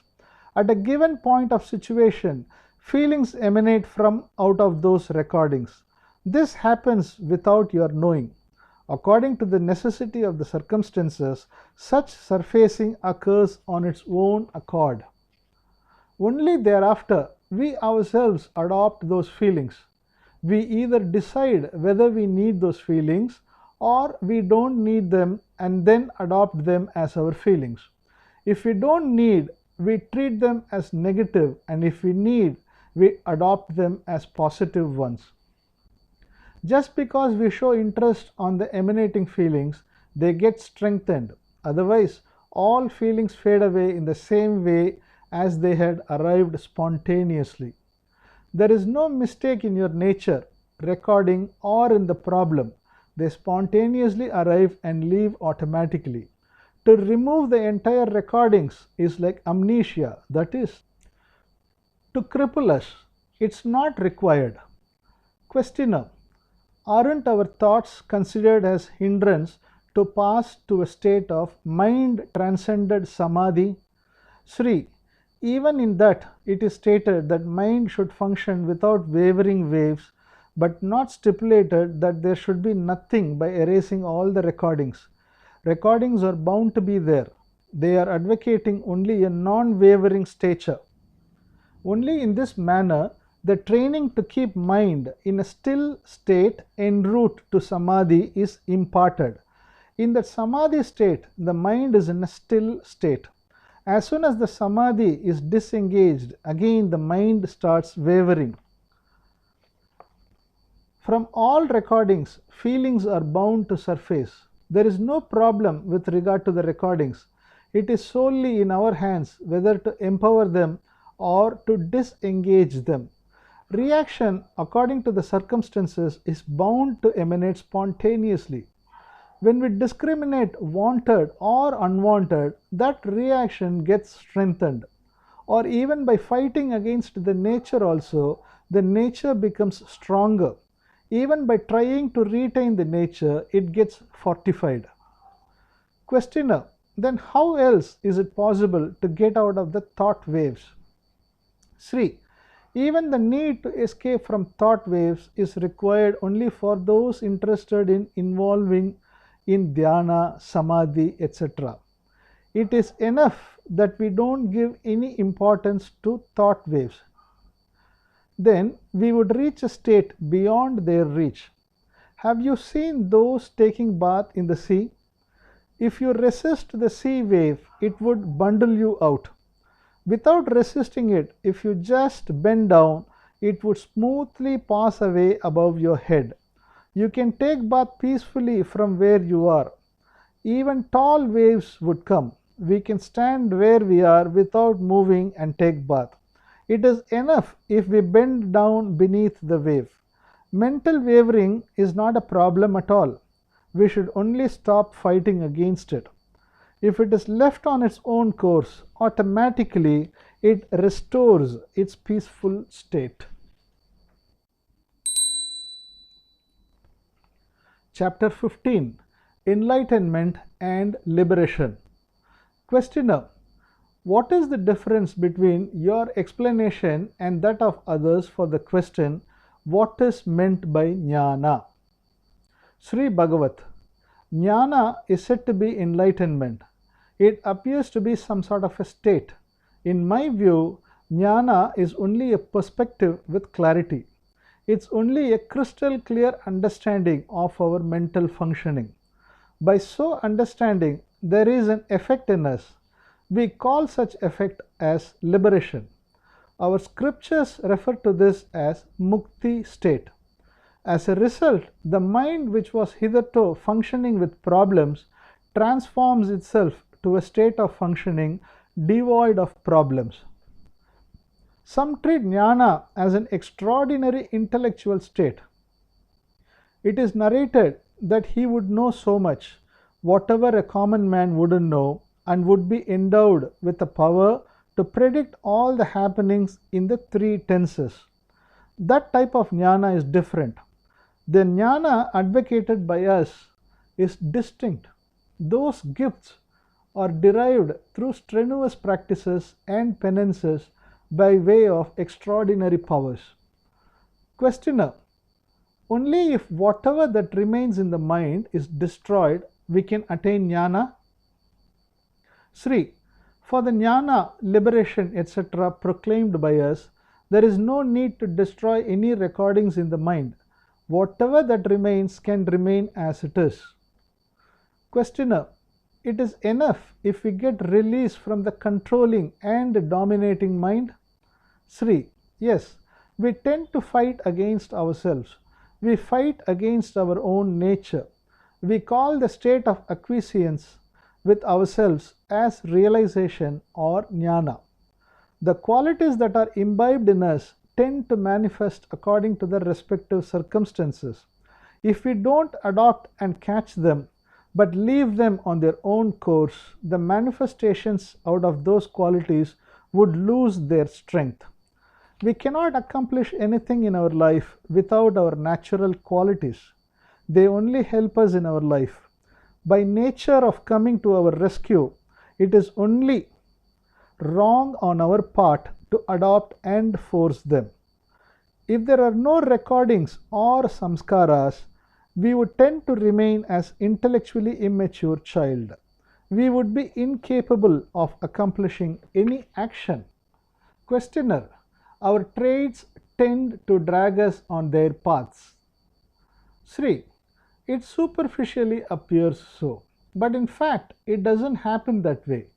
Only when we wholeheartedly accept those feelings as our own and adopt them, they drag us along. Questioner: life and death are only common, but when someone close to us die, it brings immense sorrow to us. What is the reason? Sri: Gnana and Gnani, we have an imagination on them. We have a mental portrait of a still state, a smiling embodiment of a Gnani, etc. When a relative dies, it creates a painful effect in the mind. It is a reality. It happens unconsciously. Questioner: such an arrival, should we ensure that it comes in that manner? Sri: we don't have any responsibility there. Anything coming on its own course and leaving in the same manner alone is a proper state. Questioner: for all feelings, is there a single formula alone? Sri: yes, there is only one formula. Questioner: we don't like violence, but our opponent indulges in violence. Should we tolerate it or should we oppose it? Sri: there are two types of functionalities in us. One is action, another is reaction. Reaction is unconsciously created feelings and experiences in our mind. Action is something performed by us willfully. It is consciously executed by us. If we do something opposing our reaction, that reaction gets strengthened. Action is something either done by us or by someone else. We have got to face it. Only by getting angry in turn alone could set right the situation. We have to behave that way only. We have to face the situation the way an intelligent one would handle it. This is an external affair. Therefore, the rules and regulations applicable to external affairs alone should be adopted here. Questioner: it is said that we should ensure that anger shouldn't be allowed to come. Sri: anger erupts unconsciously. When we indulge in some types of dhyanas, we would be in a rare mental state. In that state, even if angry circumstances arise, we won't get angry. It's on account of the impact of the dhyana experience, but we cannot make the state a permanent one. As soon as we come out of the state, all our feelings would impact us easily. Further, when anger erupts, we don't do meditation. We can't do it. Only in times when anger is not there, we indulge in dhyana efforts. When we leave them on their own course, in due course, our inferior qualities lose their strength on their own accord. Questioner: negative happenings affect a person easily. At this stage, how to safeguard our Gnana? Sri: according to psychologists, our survival instinct naturally protecting us plays a predominant role. The hedonistic tendency, pleasure-seeking nature, comes only after the feeling of security. Only after getting the necessary basic security, we would begin to search for pleasures. As far as we are concerned, there is no policy that our mental functioning should be in this manner or should not be in that fashion, etc. There is no formula.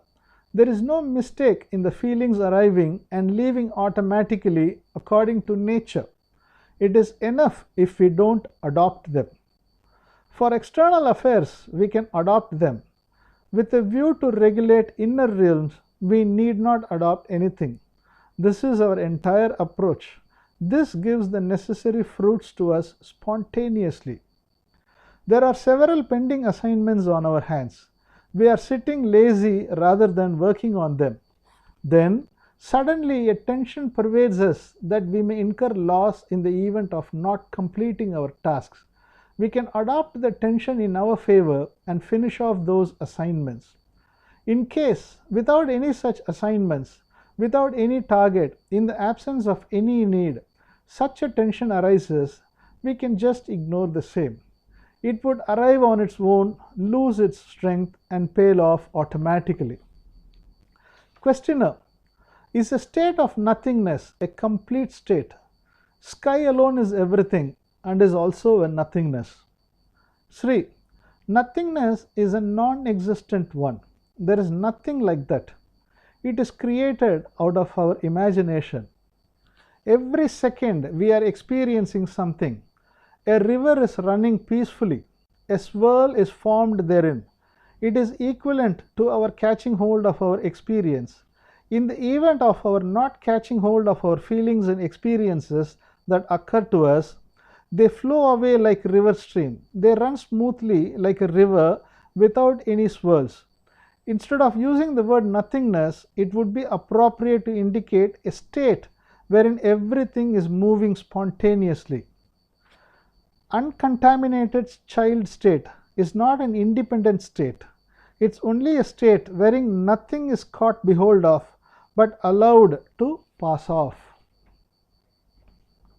Questioner: can it be said that such a state can't even be approached?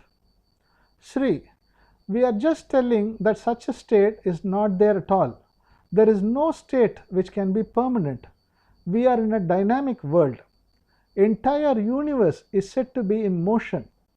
When we are in swirling conditions, we tend to come to a state of steadfastness.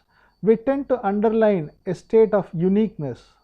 If there is no swirl, it submerges in the entire water stream.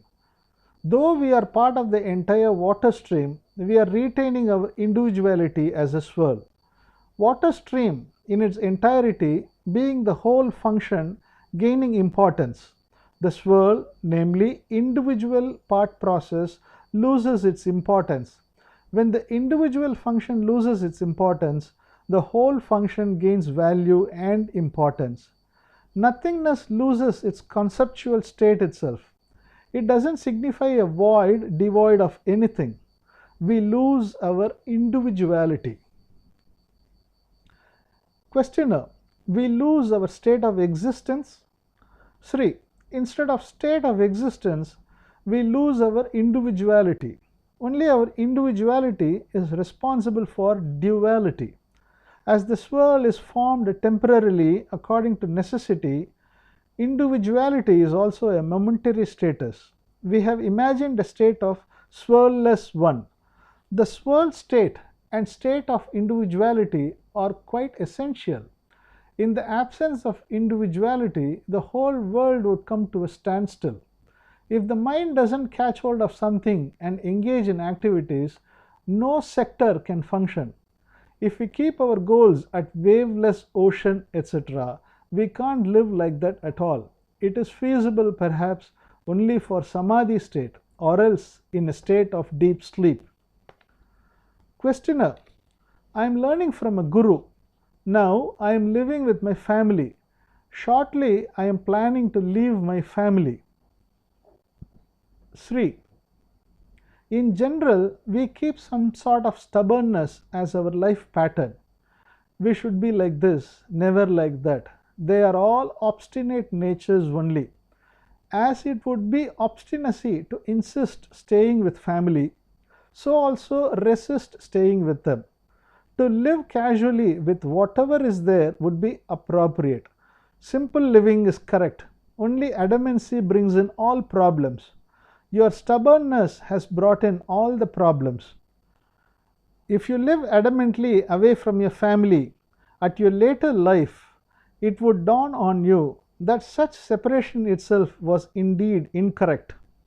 If stubbornness is not there in us, there is no nature at all for us.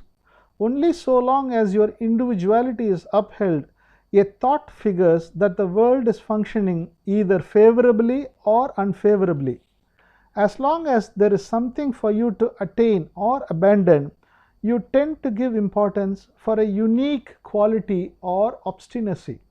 A state without stubbornness is your inborn state, natural state. Questioner: is prarabdha karma our nature? Sri: yes. For the present, prarabdha alone forms as our nature. Prarabdha alone has been brought in by us for our actions. Through our activities, we gain new experiences, new qualities as fresh additions. Questioner: is it our only duty not to accumulate agamiya, new karma? Sri: agamiya, prarabdha, etc., all of them lose their strength. When there is a state wherein we don't insist, I want this or I don't want that adamantly, agamiya and prarabdha remain in dormant conditions. Everything turns into liquid state and flows away smoothly. Otherwise, we take everything into a frozen, solidified state. When everything functions and runs on a flow of pravagam, stream, there is no damage even out of bad qualities also. At that stage, even our prarabdha comes to our rescue. We can never live just by remaining as a child. Life would be possible only if there is some sort of stock in our hands. Our nature, prarabdha, etc. are all indeed essential. In the absence of confrontation, fresh karmas don't accumulate. Agamiya is not generated. Questioner: it is told that for a detached mentality, brahmacharya is essential. Sri: nothing is essential. Only the stubbornness is the problem. Questioner: it is said that only through brahmacharya, isolated ego can be separated from individuality and one can reach living in a witness state. Sri: there is nothing as isolated ego separated from individuality. There is an ego without any individuality in everyone. We refer to it as uncontaminated, innocent state. Questioner: can we take the entire universe as ego? Sri: even if we take it that way, it would only be an intelligent discovery, only a resolution. It is not required. Questioner: are there previous and next births? Sri: it seems to be there. Liberated ones, if they need, can take birth. There won't be a compulsion to take birth. Chapter 16: Experiences Monotony, Path to Freedom. Questioner: I have plenty of obstinate nature. If someone scolds me, it troubles me for a long time. I don't know how to retrieve out of my adamancy. Sri Bagavath: whether we get stubbornness or any other type of feelings, only when we ourselves cherish and decide to be adamant, only then it affects us. If we are adamant unknowingly, the moment we realize it, it loses its force.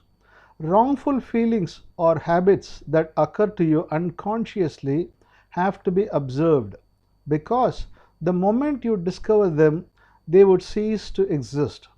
When we act desirously, it gets life to it. Even to think that it should not arrive amounts to giving life to it. Questioner: if someone is keenly interested in eating, in due course he gets fed up with it.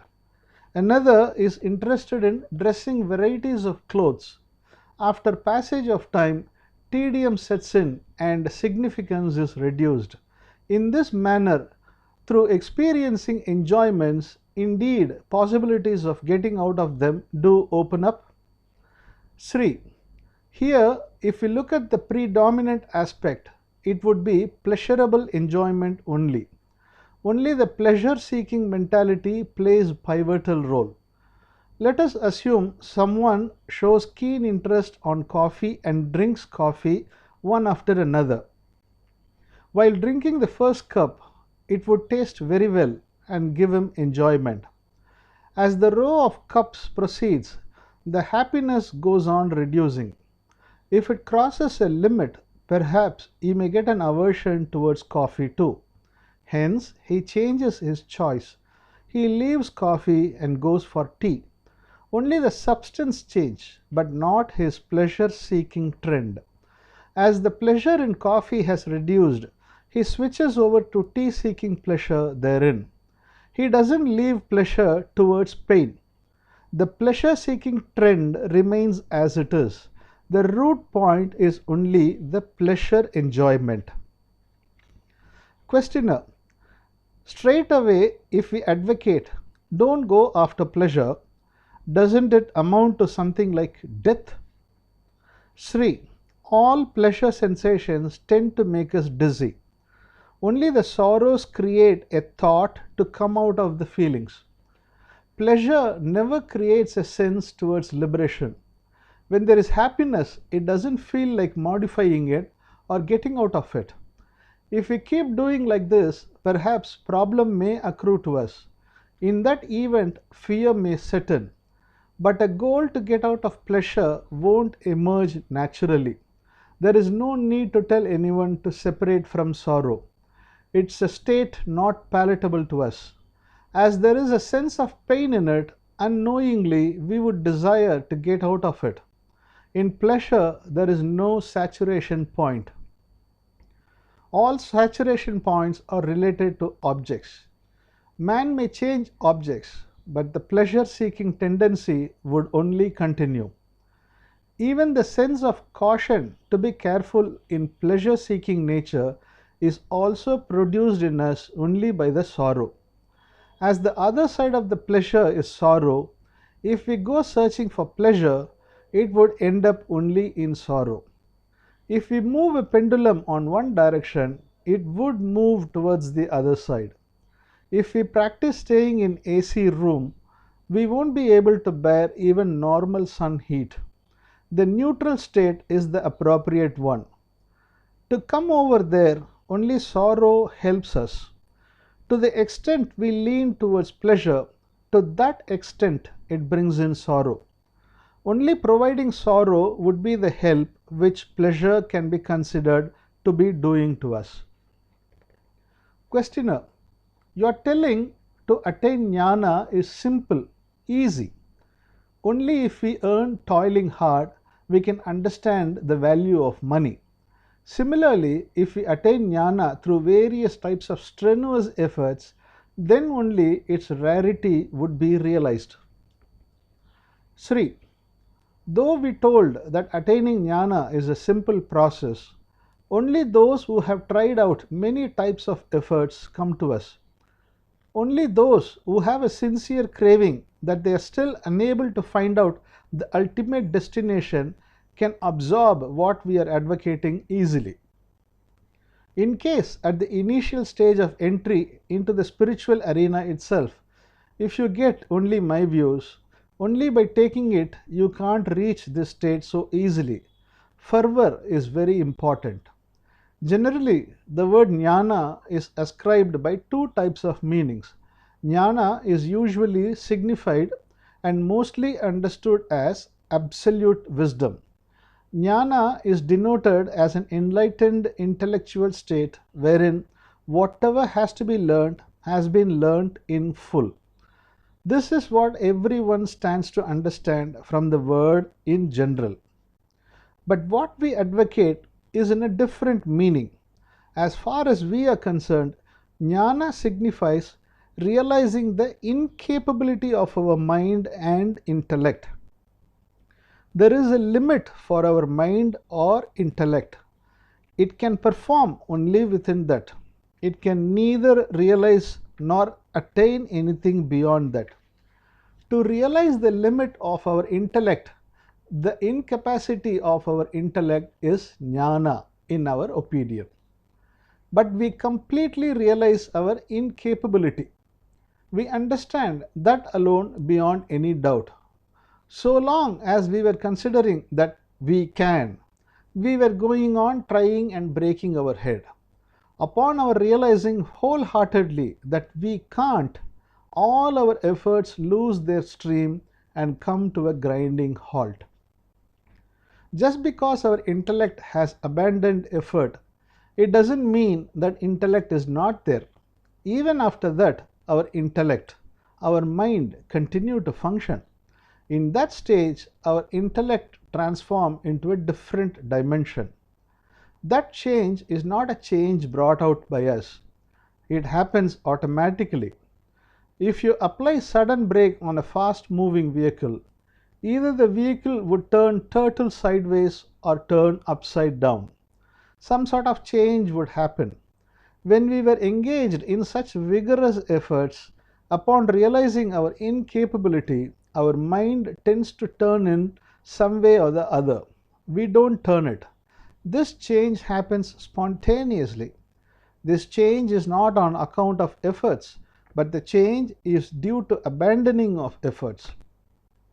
Even if we make efforts in such a way, it won't happen. Our part of the responsibility is over with understanding our incapability. Questioner: how does surrender fit in here? Sri: when we take it that all actions are performed by God, we tend to have no responsibility whatsoever. At a stage where God is solely responsible for everything, we don't just lie down and sleep without doing anything. We do engage in performing actions, but we don't take doership or ownership for any action. Even at that stage also, all the actions get complete freedom.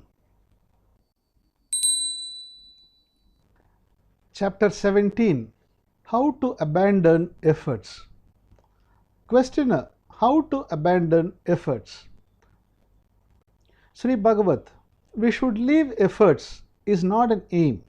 If we keep any target to attain, its efforts to emerge in our unawares. We should discover that there is nothing to attain. At the stage that it is explicit there is nothing to attain, efforts would also cease automatically. Questioner: you have taken efforts for 40 years and discovered. You please guide us. What you have attained in 40 years, we may get opportunity to attain in 4 years.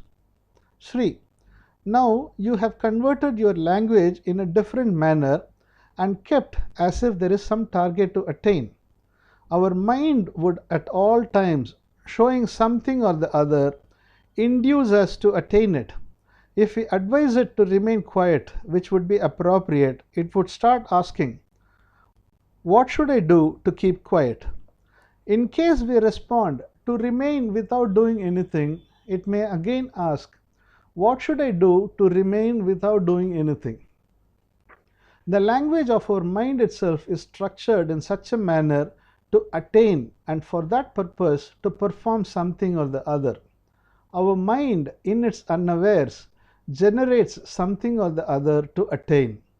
If there is no functioning to attain, the concept of ego would also be a non-entity. Based upon the attainment aspect only, the ego functioning is alive. For its existence, it tends to produce something to attain.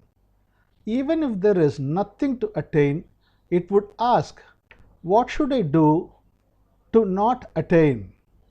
So, saying something or the other, it would deceive itself. In fact, we have to discover that there is nothing to attain indeed. Questioner: is there no superior state worthy of attaining? Sri: in Chennai, a friend asked, what we stipulate as a superior state, that state cannot be an ordinary state like this one. No need to attain any stage. Shouldn't it be a different state altogether? Shouldn't it be a different experience stage completely? Such is what my mind keeps saying.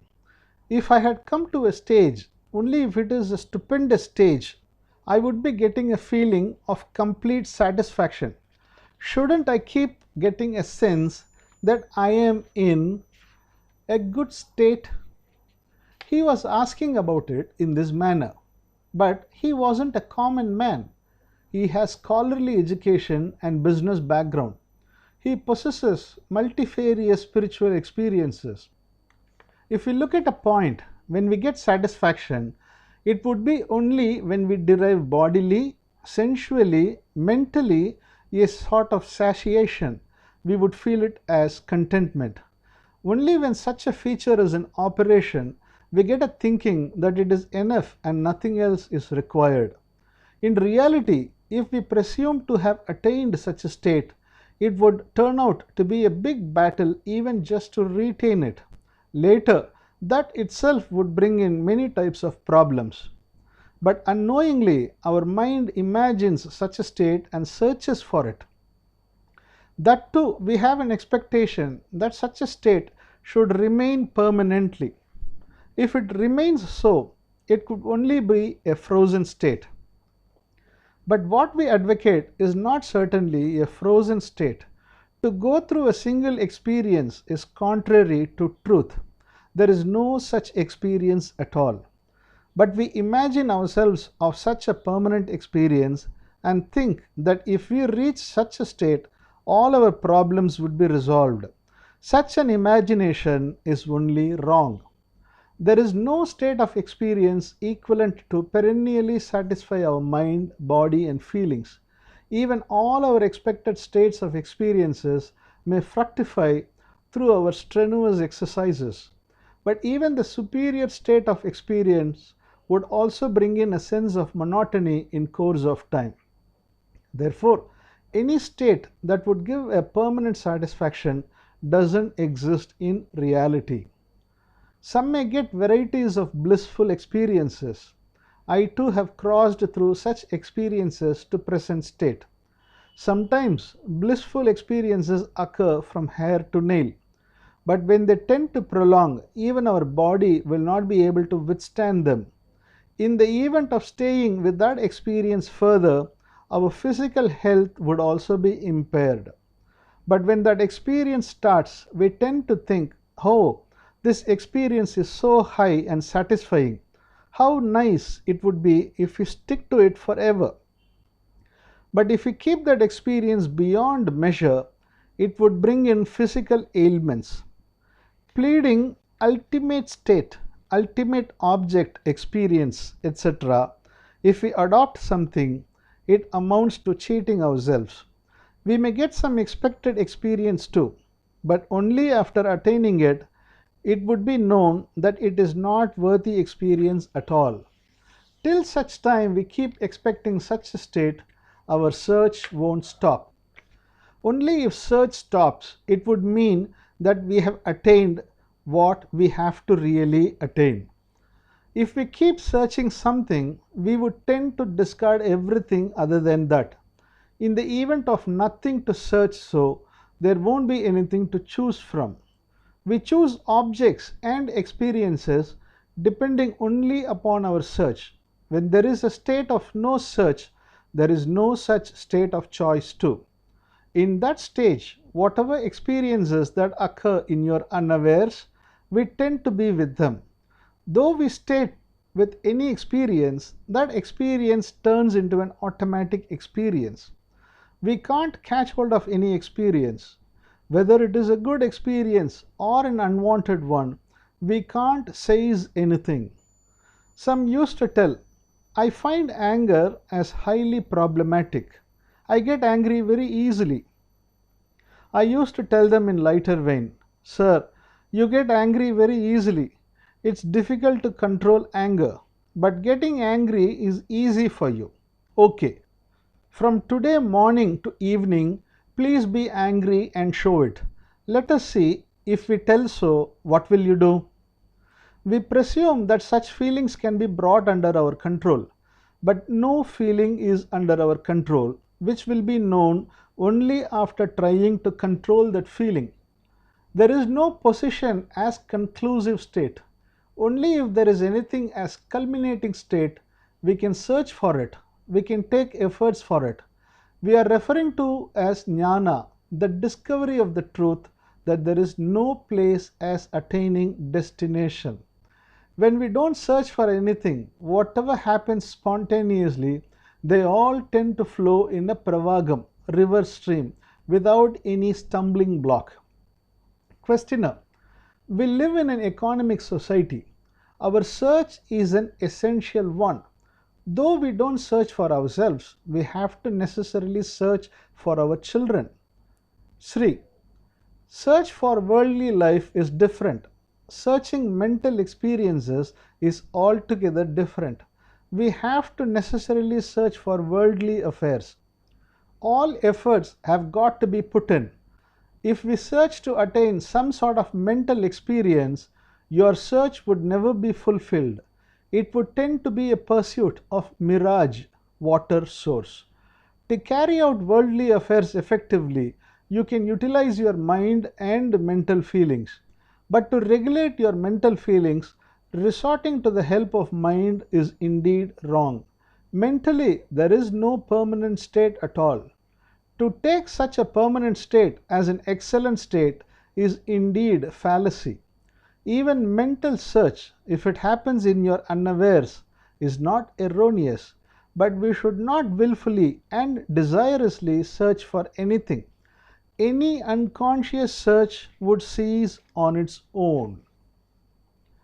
Questioner: while taking efforts for worldly needs, it is but natural that in the mind also its impact and efforts do reflect. Sri: it would reflect so. It should make such impacts. If it moves in such manner only, you would be able to carry out your external affairs properly. Questioner: because of this, our mind unnecessarily wavers and loses sanity at times. Sri: first your mind moved for worldly affairs and tried to regulate them.